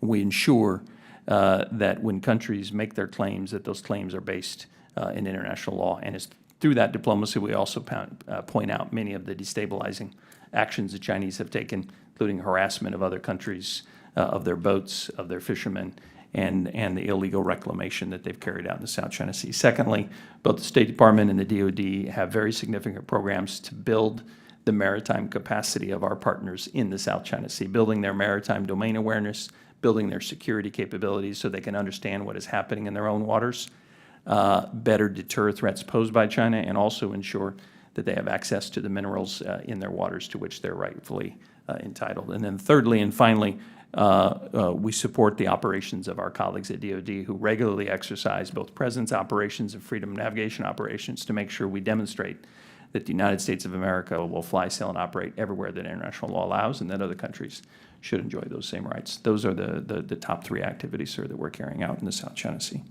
Thank you. I yield back. Thank you, Mr. Self. Gentlemen, again, I really appreciate your time in coming today. I had noted in your Assistant Secretary's statement that you said, to reiterate, we seek competition, not conflict. Can you define conflict for me? Well, yes, sir. What we're referring to there is we welcome competition. We think that's healthy. That this is what we do as Americans. What we don't want to see is some kind of a miscalculation that veers into conflict, potentially military conflict. That is what we're seeking to avoid, and we're trying to make clear competition does not equal conflict. No, understood. So your definition of conflict, though, is from the kinetic element. It is not discussing the economic, resource, cyber, and other types of malign activities that the PRC and the CCP are engaged in currently. As we know, that China is continuing their Road and Belt Initiative. They have a geopolitical alignment between China, Russia, Iran, and North Korea, whereby they are already seeking to utilize Ukraine as the Eurasian expansion. They're taking over Mariupol and the waterways, Africa, Oceania, recreating the maritime Silk Route in an attempt to try and cut off Western Hemisphere supply chain, while simultaneously controlling the ports, as we talked about, and the waterways, as Ms. Salazar discussed in Panama, which would essentially cut off all of our supply chain. Now, in addition to this, we also know that they are continuing to buy in the billions, farmlands and other areas around our military bases, and we continue to see where they're utilizing billions of dollars in intellectual property theft from American businesses. They are continuing to try and utilize surveillance and espionage techniques. So do you not determine that that is, in fact, conflict? Congressman, I would say that we share your concerns over many of the activities that you. But the question is do you consider that conflict? The way that we have used conflict in the way that I've defined it a moment ago is kinetic. Do you consider that to be conflict, or do you consider that to be in any way a conflict from them to us? What I consider that to be are unacceptable steps that pose a threat to our national security and other interests to which we are responding proactively on a daily basis. Understood. And just to stay on the topic of unacceptable, you did talk about the egregious and unacceptable human rights abuses that are across China. We know exactly what they're doing with the human rights abuses against the Uyghur. We know that they are illegally doing organ harvesting, that they have denied Hong Kong of the one country, two system framework, that they are in conjunction with Iran and Russia from an economic support perspective. Why is it that you don't view decoupling an adversarial nation that is out to try to eliminate the U.S. dollar from the global currency and remove us from being a superpower? Why would you not advise that that's good to decouple? Well, Congressman, again, as I hope we've made clear here today, excuse me, we have deep concerns across a whole range of activities, including several of which that you have outlined, and we are responding to them forcefully. But our policy is not to pursue decoupling. Our policy is to respond to those and counter those behaviors in the way that we think best serves American national interests. Do we, as America, determine that Iran, we labeled them as a state sponsor of terrorism? Is that correct? That is my understanding. So what would you call then the nation who actually helps to support and fund in a proxy utilization? What would that country then be? Would that not also be a state sponsor of terrorism? Again, Congressman, I've tried to outline here that where we have concerns with Chinese behavior and actions, we've taken resolute steps Sir, I'm to just respond asking to a them. simple question, which is that we already have defined that Iran is a state sponsor of terror. If another nation is in conjunction supporting that state sponsor of terror, does that not then also lean to them doing the same? I'll just say, Congressman, we'll respond to the actions of China that are of concern to us, and we'll do it in a way that supports our national interests. No, that's understood. And again, our national interest seems to be on the ideas of what is economically beneficial. Can I ask a question to you, Mr. Schiffer? How much money does USAID invest in China? We don't invest any money in China. No programs, no projects that are being done in China at a taxpayer's expense? There are programs that we undertake to support Tibetans and others who are victims of China's oppression and human rights violations.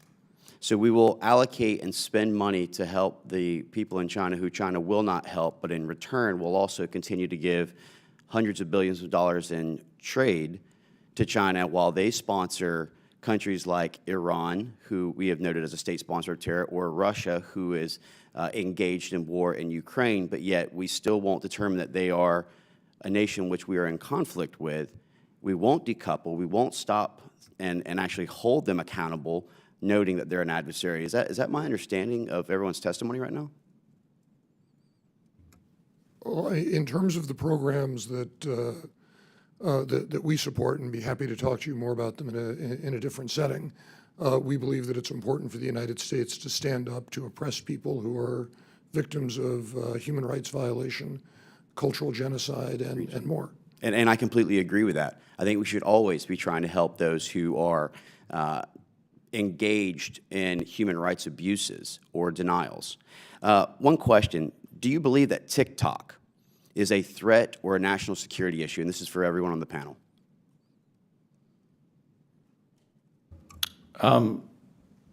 Congressman, on your previous question, I would just say, obviously, we're taking a range of resolute steps that we've outlined here today to advance our national interests and push back on concerning Chinese behavior. On TikTok, I think you're aware that we've banned the use of TikTok on all U.S. government devices.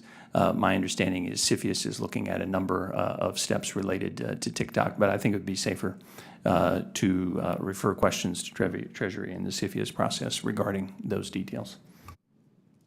I would also say TikTok is a threat, and like Secretary Crittenbrink just said, CFIUS is adjudicating that process right now.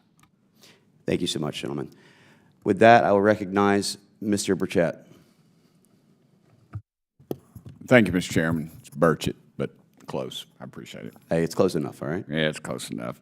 I fear that the U.S. government has been compromised by the Communist Chinese. Our own president, when this surveillance balloon, or whatever you want to call it, flew over our country, the president called, from what the earlier reports were, that he called for it to be shot down, and then our own, from what I understand, General Milley said no, it should not.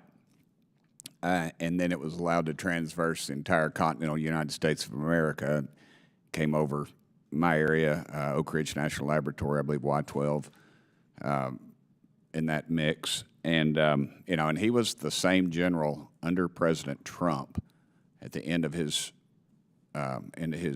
presidency that actually spoke with the Chinese, apparently, unbeknownst to the White House. And this is the same man who is telling our president not to shoot this thing down. And Leon Panetta, former CIA director, former chief of staff under Obama, I saw him in an interview, and he said he would have shot it down over Alaska. I say that just as a preempt, doesn't have anything to do with my questions, but it's something I think that needs to be said. But Secretary Estevez, I'm concerned about the possibility research conducted at ORNL, Oak Ridge National Laboratory, which may result in matters of national security, could fall into the Chinese Communist Party's hands. And I know Oak Ridge is part of the Department of Energy, but does the Department of Commerce have export controls in place to stop this from happening? And I believe they're calling for votes. Is that correct? Yeah, I'm good. Okay, go ahead, brother. It is a better question for the Department of Energy. I doubt that Oak Ridge is exporting anything to China, but we certainly have controls around nuclear, nuclear goods, nuclear-related items going to China. Full stop. Okay.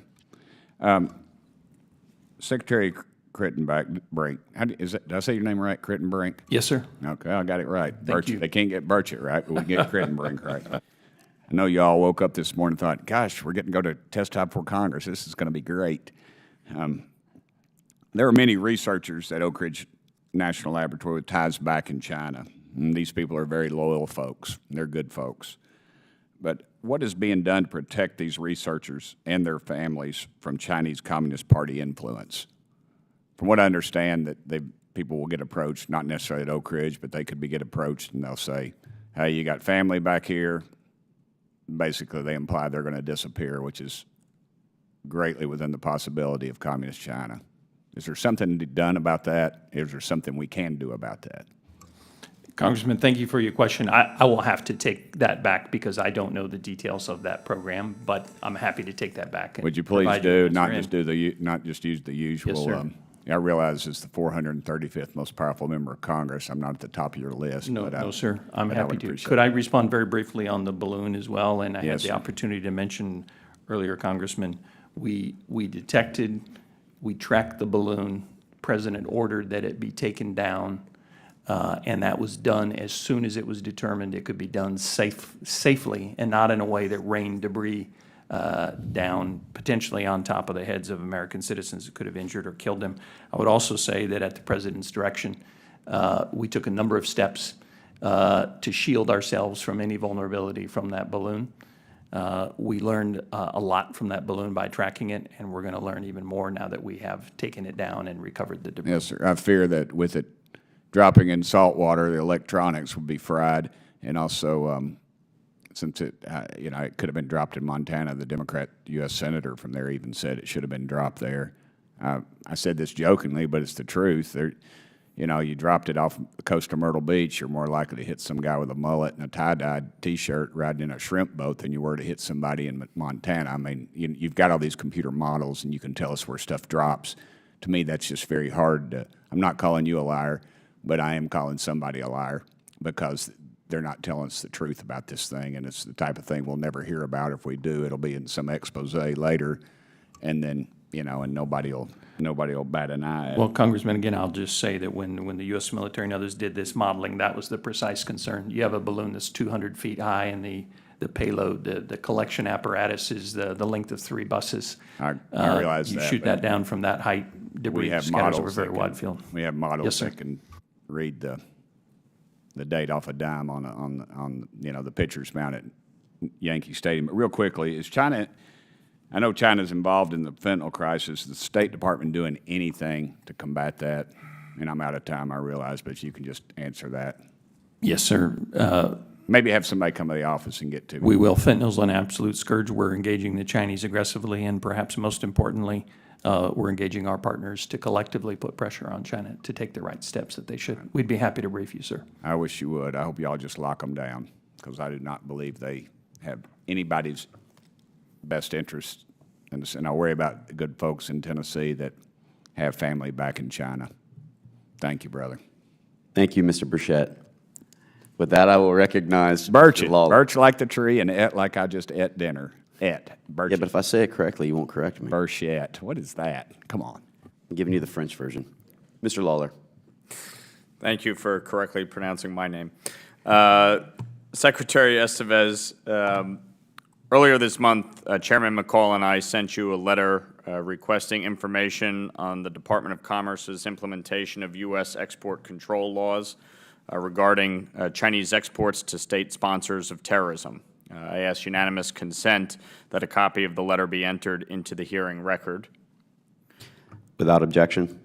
Between 2010 and 2016, Chinese company ZTE illegally exported tens of millions of dollars worth of U.S. origin equipment to Iran, clearly violating U.S. sanctions and export control laws, and I'm sure this is not the only case of illicit activity.